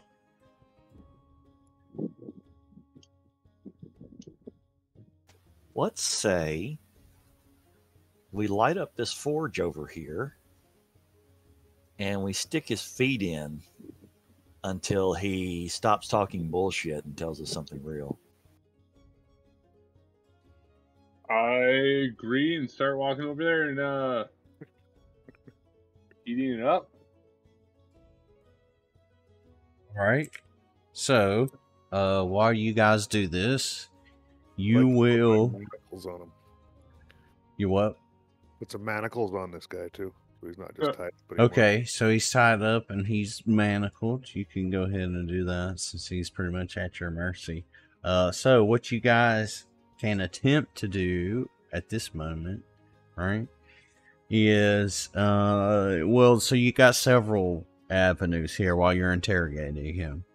You could do a diplomacy check, certainly. That's just to kind of speak to him, or to, gather information. You could also do a society check to kind of look over his clothes and all and see if you recognize, where's he come from? Do you recognize the tailors that have made his, suit and all that kind of stuff, right? So, if you would like to attempt either diplomacy or society to see how successful your interrogation of this guy is, feel free.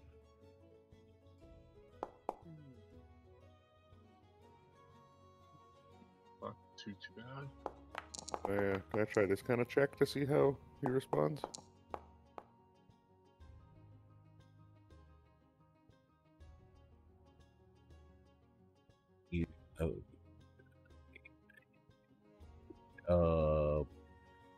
Yeah, sure. I mean, you can try any check. I just told you the ones that would be the most effective. Okay. I just tell him that he's in my town doing criminal activities. Well, so, and I mean, look, the meta of it is the ones that the answer to the question, can I use this? Yes, that's the answer. But the ones that, like I tell you or I mention would be fruitful are the ones that are going to be easiest, right? Okay. Yeah, so it's just a matter of whether it's what the degree of success is, essentially.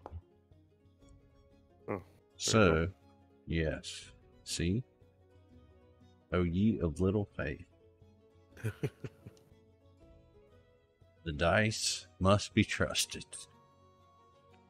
All right, so both Vega and Drez go over this guy's threads and look. You know, they're looking at the labels, especially Neji, right? He's judging him, and or excuse me, Drez, he's judging him. Neji, meanwhile, steps in and begins to talk to him. He said, you know, he's kind of getting down on his level. He's like, look, buddy, you know, we've killed all your companions here. We've got you. You know, you might as well just give it up. This is not going to end good for you. And you slowly begin to learn all that you need to know from this guy. He just spills the beans. Vega and Drez recognize that his clothing is from the city of Cantargo, which is not too far from here, but it is far enough away that you know, you haven't just passed by it in your travels yet.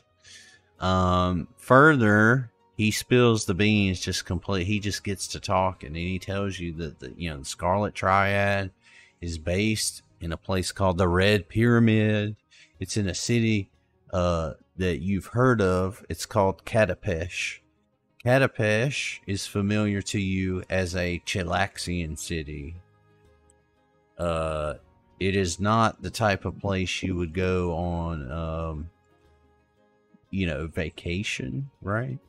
Oh wait, sorry. It is not a Chilaxian city. It is just a city run by pack masters. Okay, so it is almost anarchic, right? Anarchy rules the day. It is not a place where law and order is enforced by any big ones. He tells you though that the origins of the Scarlet Triad reach back into Chilax because it was formed by traders who had a route between Katapesh and Chilax, by dwarves who had a route between Katapesh and the Five Kings Mountains, okay, and then just the powerful merchants guild that already existed. So that's these three companies coming together formed the Scarlet Triad, a notoriously private organization that again is not ruled or governed by any government, rather the opposite. In all of these regions where they operate, they have become so powerful that they have influenced the government, none more than in the city of Katapesh, where they influenced the pack masters. You aren't able to really find out more than this, other than, for the most part, it is a legitimate organization, or has been for its history, but very recently they have begun to dabble in the slave trade and have found it very profitable. And so they are seeking to expand it vigorously. So, in the matter of this encounter, for defeating all these little creeps, let's see here. You guys are level 9 now. There was 1, 2, 3 of them and 1 of him. So you guys will get 75 XP. No, excuse me, 85 XP for the defeating these guys. So 85 XP. And then for interrogating him successfully just now, you'll get another 80 XP.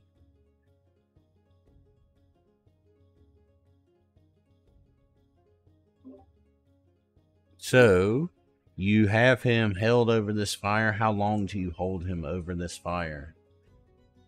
I mean, if he just told us everything, I don't see any reason for us to delay taking him to the town council now. Should we take him to the town council, or should we take him to our keep in the dungeons? Can we trust the town council? Maybe we take him to the town council and suggest they hold him in the dungeons of the keep. I would interject to say he did just confess to you that his secret organization influences all governments in areas where they practice. That's why I'm like, let's just take him to our keep. That's why. What if we do this? What if we gut him, wait till nightfall, sneak his corpse into the town council chambers, and leave it on their table as a warning? I mean, that's an evil action which I cannot condone as my character. It's not an evil action. We're threatening the bad guys. This is going to happen to you if you keep fucking around. That's a Charles Bronson action, is what that is. I think Logan will support me on this one. I agree, but I like the idea. I really do. It is a creative idea, OOC, but I can't do it as my character. I can't allow that. All right, also, fine. Let's just put him in our dungeon. Well, we can just take him out right now. We already know everything. We can just kill him. He is a slave trader. I am not opposed to that. Why don't we put him in the dungeon, and if we decide to kill him, we can feed him to the goblins. Fair enough. But I will ask, is there any badge or symbol of his organization on him? I want to try and take that.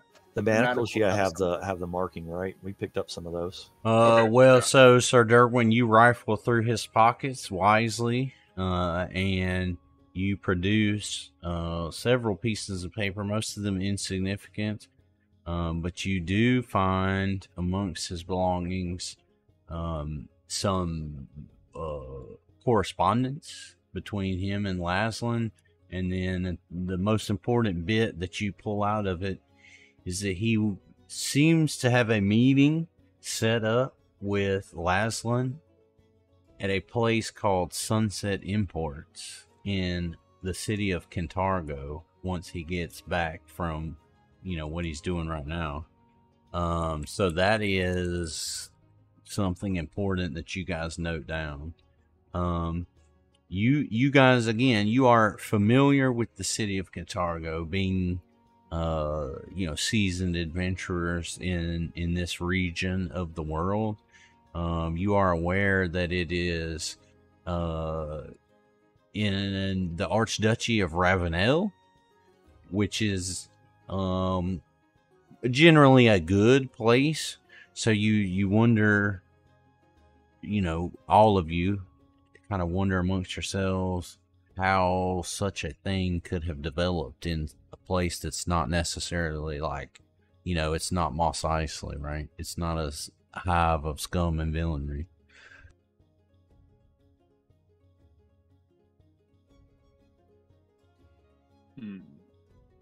So I guess the matter to resolve here at the, as our time wanes is, yeah, do you guys want to turn him into the council, take him to your dungeon, just leave him, kill him right here? Keeping in mind, Vusker's right there. He's heard all of this as well, and he's just a citizen, so you know what I mean? You might want to talk to him. And look, I can give you a second to talk about it. I need to go to the bathroom. Be right back. I say bring him to our keep's dungeon. Yeah, that'll work. Okay, I agree. I vote to kill him, but I'll keep him if you want. I mean, we can always kill him later. Kill him when Neji's sleeping.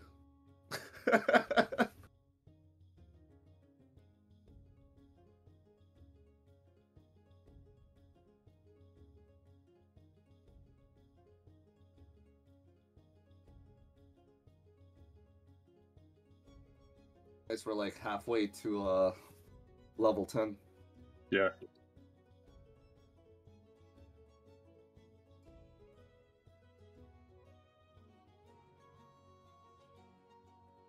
Oh, sweet. I just realized my drums give me an extra 5 feet movement. So I'm at 40 feet now. For speed.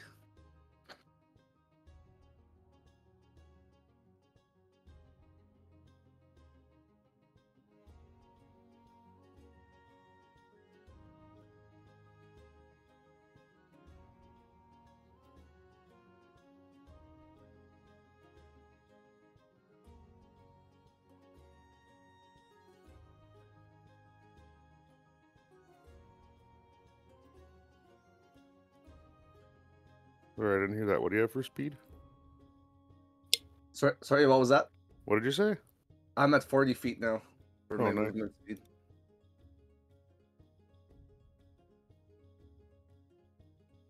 You can just about double my speed.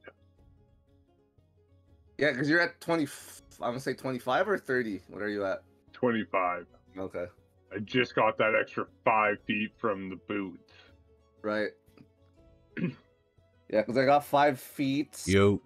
movement Eight. from was it the feet I took, and then my boots, and then the drums. What's up? Well, I was just saying that my movement speed is at 40 now.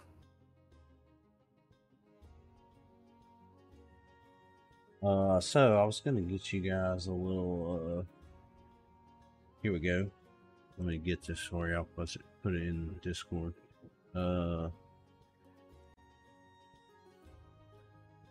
Show you this because, like, basically your characters will know this.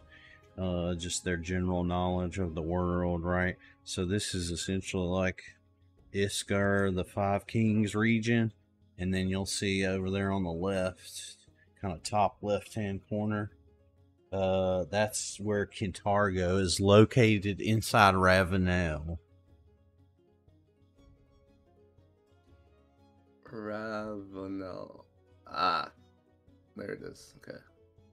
I guess we have to travel by foot and need a wagon. We have to travel by. We have portals, man. I wonder if we have a portal, a way to take our. Did portal. this motherfucker just say get a wagon?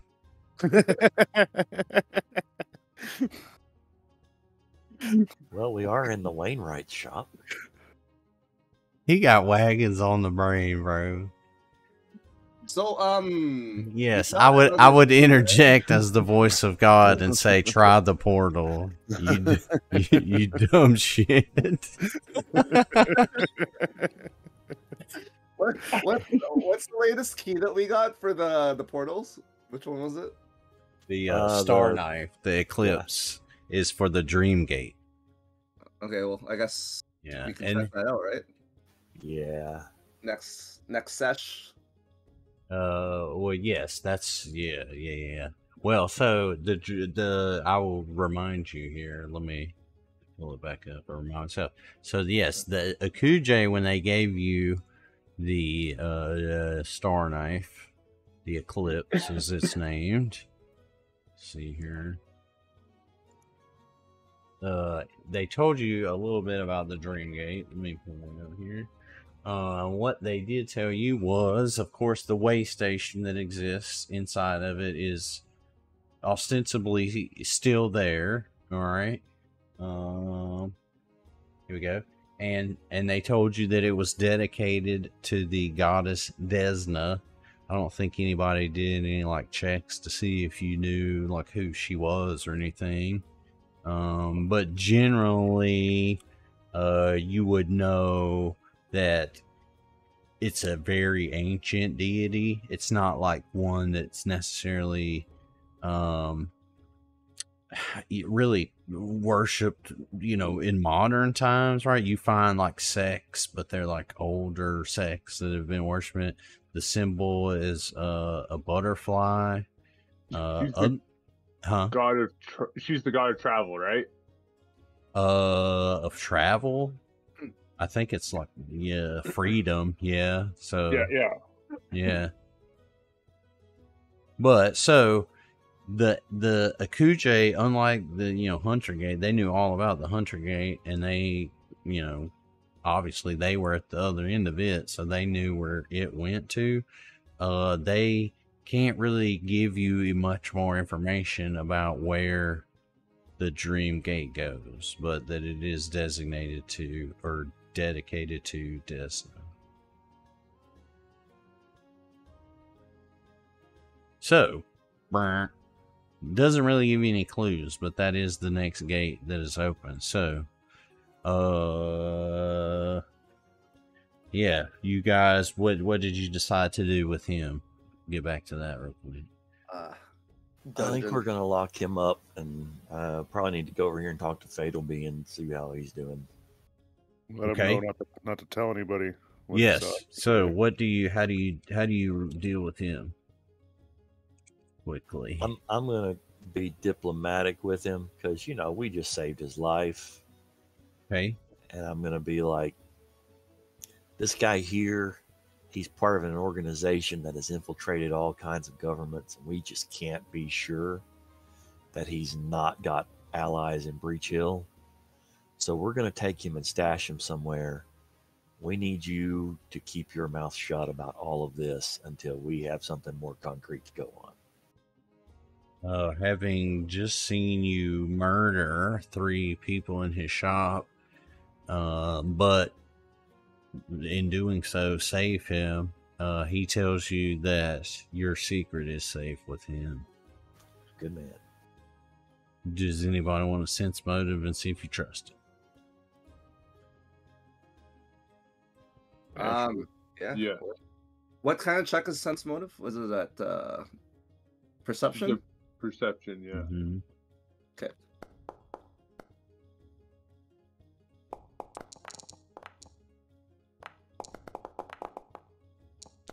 Don't know why that So was would All right, so you all, knowing this man very well, are satisfied, Drez especially, that he is telling you the truth and he will keep this secret safe. He does ask you how he's supposed to explain away these bodies. Bandit attack, and we were here making arrangements for some shipments to the Citadel. Your wagon, you need to go to Kentucky. Yeah, that kind of stuff. And these were particularly dim-witted bandits who decided to stick up the joint while we were inside, and we dealt with it. We were buying drugs and it turned sour. No, I'm just kidding. I'd also like to. So this ask is the guy if a he can no borrow- country situation. Want to ask him if we can borrow a cart and hog tie this guy, gag him, and throw him in the cart with a blanket over him so no one sees us. He gladly provides you. He asks you if you will take the other 3 bodies with you as well and dispose of them. Sure, I'm sure the goblins are hungry. All right, so he loads you up with a wagon. This guy, who revealed his name to you all in the course of your interrogation, of course, that would be sensible. There we go. As Hubert Therok. So, Mr. Therok. I laugh at his name. I All laugh openly at his name where he can hear me laughing at his name. right. Did you make this name up, Mary, or is this from the book? Yep, I just started making up names. No, this is his name. Hubert Name that one Therok. guy, Nathan Harris. Where the fuck did you get that from? Okay, Yeah, that guy. To make another appearance, man. That's the dumbest name I've ever heard. Just wait, bro. It's gonna be epic. That's gonna be if we run into any of those balance issues, he's just gonna fucking wander in drunk as shit and save the day.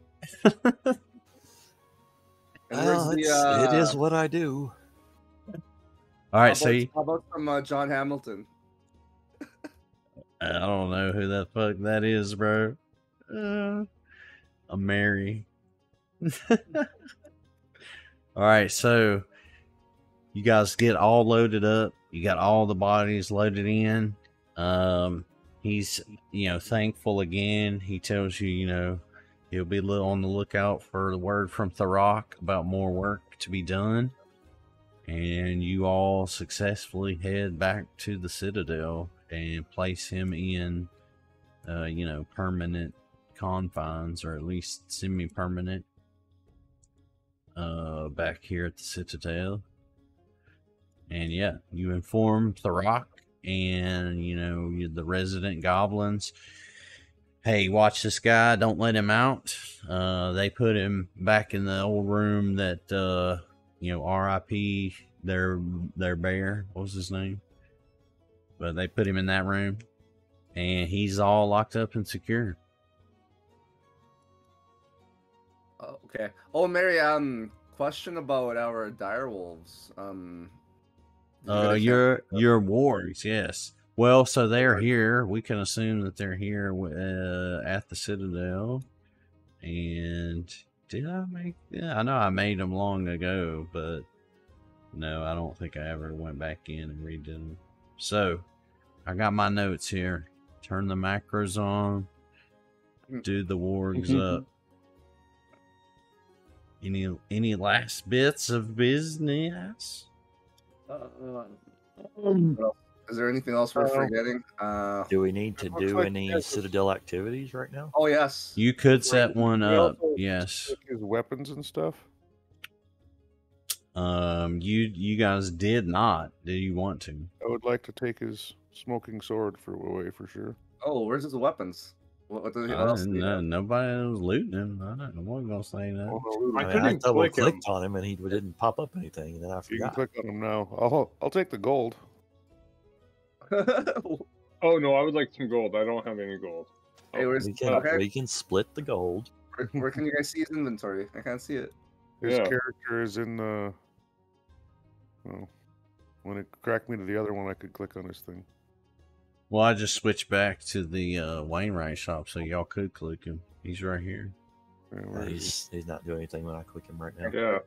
Well, it's probably because he's not defeated. Let's see here. Who was that dwarf guy that was back in our place? That's the one I clicked on.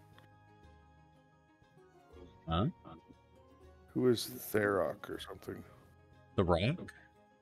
Yeah, Yeah, that's They had not hats for us. that's not somebody you can loot. He's got some good I mean, stuff. wait till he's drunk and maybe you can. Oh, that's your old guy. Gotcha. Well, he's got a lot of gold. So when you guys double click this guy, what? Okay, I see it now. Oh no, I got it. And now it Yeesh. popped up. What's this spell book? Wizards.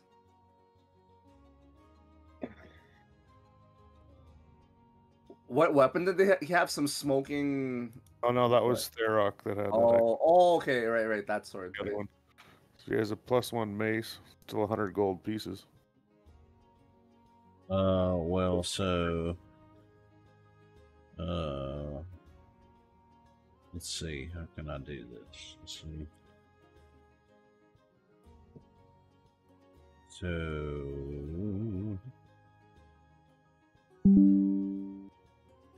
this is what's inside his spell book.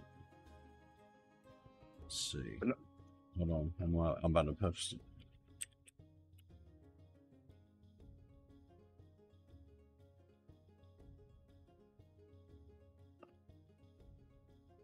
This is what's inside his spell book, which I assume can work like a scroll. Can I take what's in the spell book and add it to my spell book? Assuming they're occult, of course. So not for free. That's what I'm saying. I would assume Oh. it will work just like a scroll. You could take that book with you, and then opportunities to learn, and then we could do that. Like you could figure that out next time if you wanted to learn any of these from his spell book. Yeah, I'll okay, yeah, sure. I'll Mm. And I mean, Mirror image? yes. Look at them. They're all occult. Yeah, I was gonna say these all look like occult spells. So that's why I say you can take the book, right?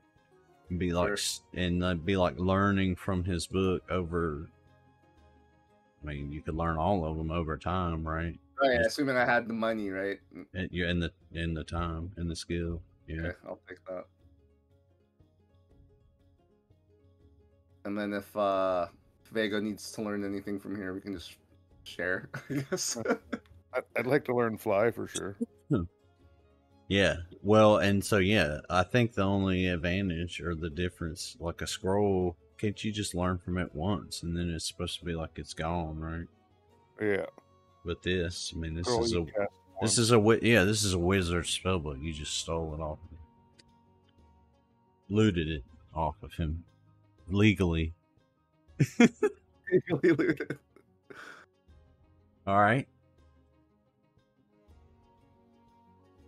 And well, and you guys checked. I saw Neji was taking stuff off of these guys. I guess that's why I thought you looted them or looted him.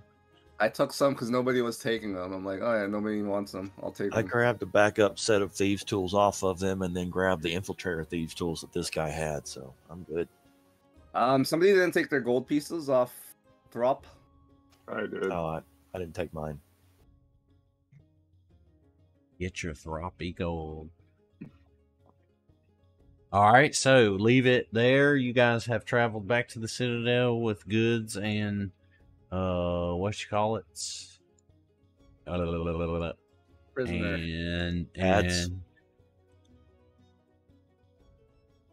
And Vega has started to try to loot the rock.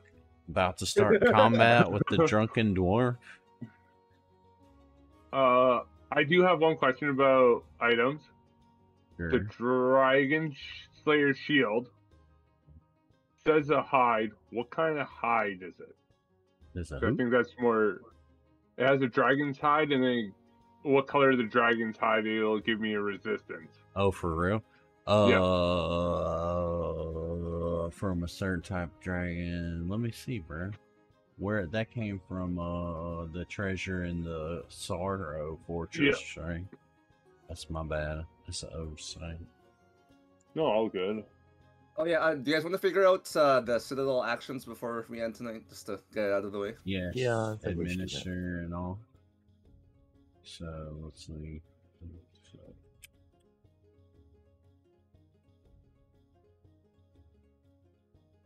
So administer is a DC 20 society check.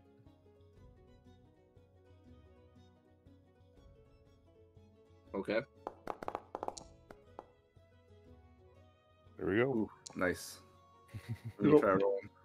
All right, so you administer the Citadel, and then to organize labor is a DC 13, deception, diplomacy, or intimidation to organize workers, or a 18 for specialists. Do you guys know generally, like, do you want to, you could rebuild the stairs? You haven't done that. You could rebuild the battlements. You haven't done that. Battlements. You could clear the courtyard. You want to rebuild the battlements? That's one vote for battlements. Yeah, I'll vote for battlements too. Okay. I don't really know what it is, but it sounds cool. But let's It's use the my upper diplomacy, level. my 37 Alright, diplomacy instead of intimidation. I think that's better. There's downsides for using intimidation, right? For these actions? No. No? Okay. But no, the battlements are the upper level, Okay, yes. like where you confronted the little guy in the very beginning. Well, that Oh, yeah. they didn't. No, They've played this campaign. They've played it. We've only played like until I think the next part after that, and that's it. Yeah, but y'all played the beginning with the little guy that abducts Yep, the guy. Yeah, yeah, they know. All right. What else can we do, Mary? I think that was the last day with the full party. So you guys, everybody's good with battlements? Yeah. Okay, so the battlements take 28 days. And then the crafting check Therok will do for you. Is there anything else we can do concurrently with these actions? Can he Or is hero that it? point that? I'll give him a hero point. 20 passes. Oh, but it's a critical fail. Yeah, It's a but natural one. yeah, well, I don't know if does it count on that. At 20 passes. I'll let it slide, but I thought a natural one is a natural one. Like, always a critical fail. Is it? In D&D it is. I guess it is in Pathfinder too. I mean, all he needs is a one to succeed, so I'm just gonna give it to him. I mean, he would just do it again. So it's the 12th of Gozran. So it'll be 28 days from here. So can you do anything concurrently in that? Well, let's figure out how much this is going to cost you. It takes a crafting and a specialty crafting, which you got successfully. It's going to take, let's see,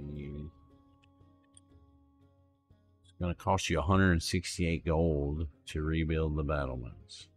So yes, you could do something concurrently. You would just need to roll to hire workers again. That deception deploy. Well, multiple ones of you guys succeeded, so you won't have to do that. So what other project do you want to do? You could rebuild. You did the walls. You could do the stairs. It takes. I think we need the stairs to do the battlement, really. Well, I mean, theoretically, they could be rebuilding the battlement without the stairs, because the battlement's there, right? What you're rebuilding is just like there was one side of it that wasn't, the tower needed to be rebuilt. Okay. Yeah. But I say stairs. So more functional buildings can start to be built after you get through these like more perfunctory ones. Right. You Okay. know? Stairs is cool with me. All right. So the stairs take 16 days inside of there, and it is gonna cost you 16. So it'll be the same amount. It's always the same. Looks like, yeah. Well, for that, because it's for the same amount of workers. All right, so that one is going to cost you 96 gold. All right, and for this one, you guys don't want to wait. Or you guys don't want to wait it out like we did the other one, right? You just going to let this one run in real time? Yes. Right. Then we'll just go under roll adventure. Okay. All right. One more question, Mary. Is there a storage area in the Citadel? I'm not sure if that's a thing.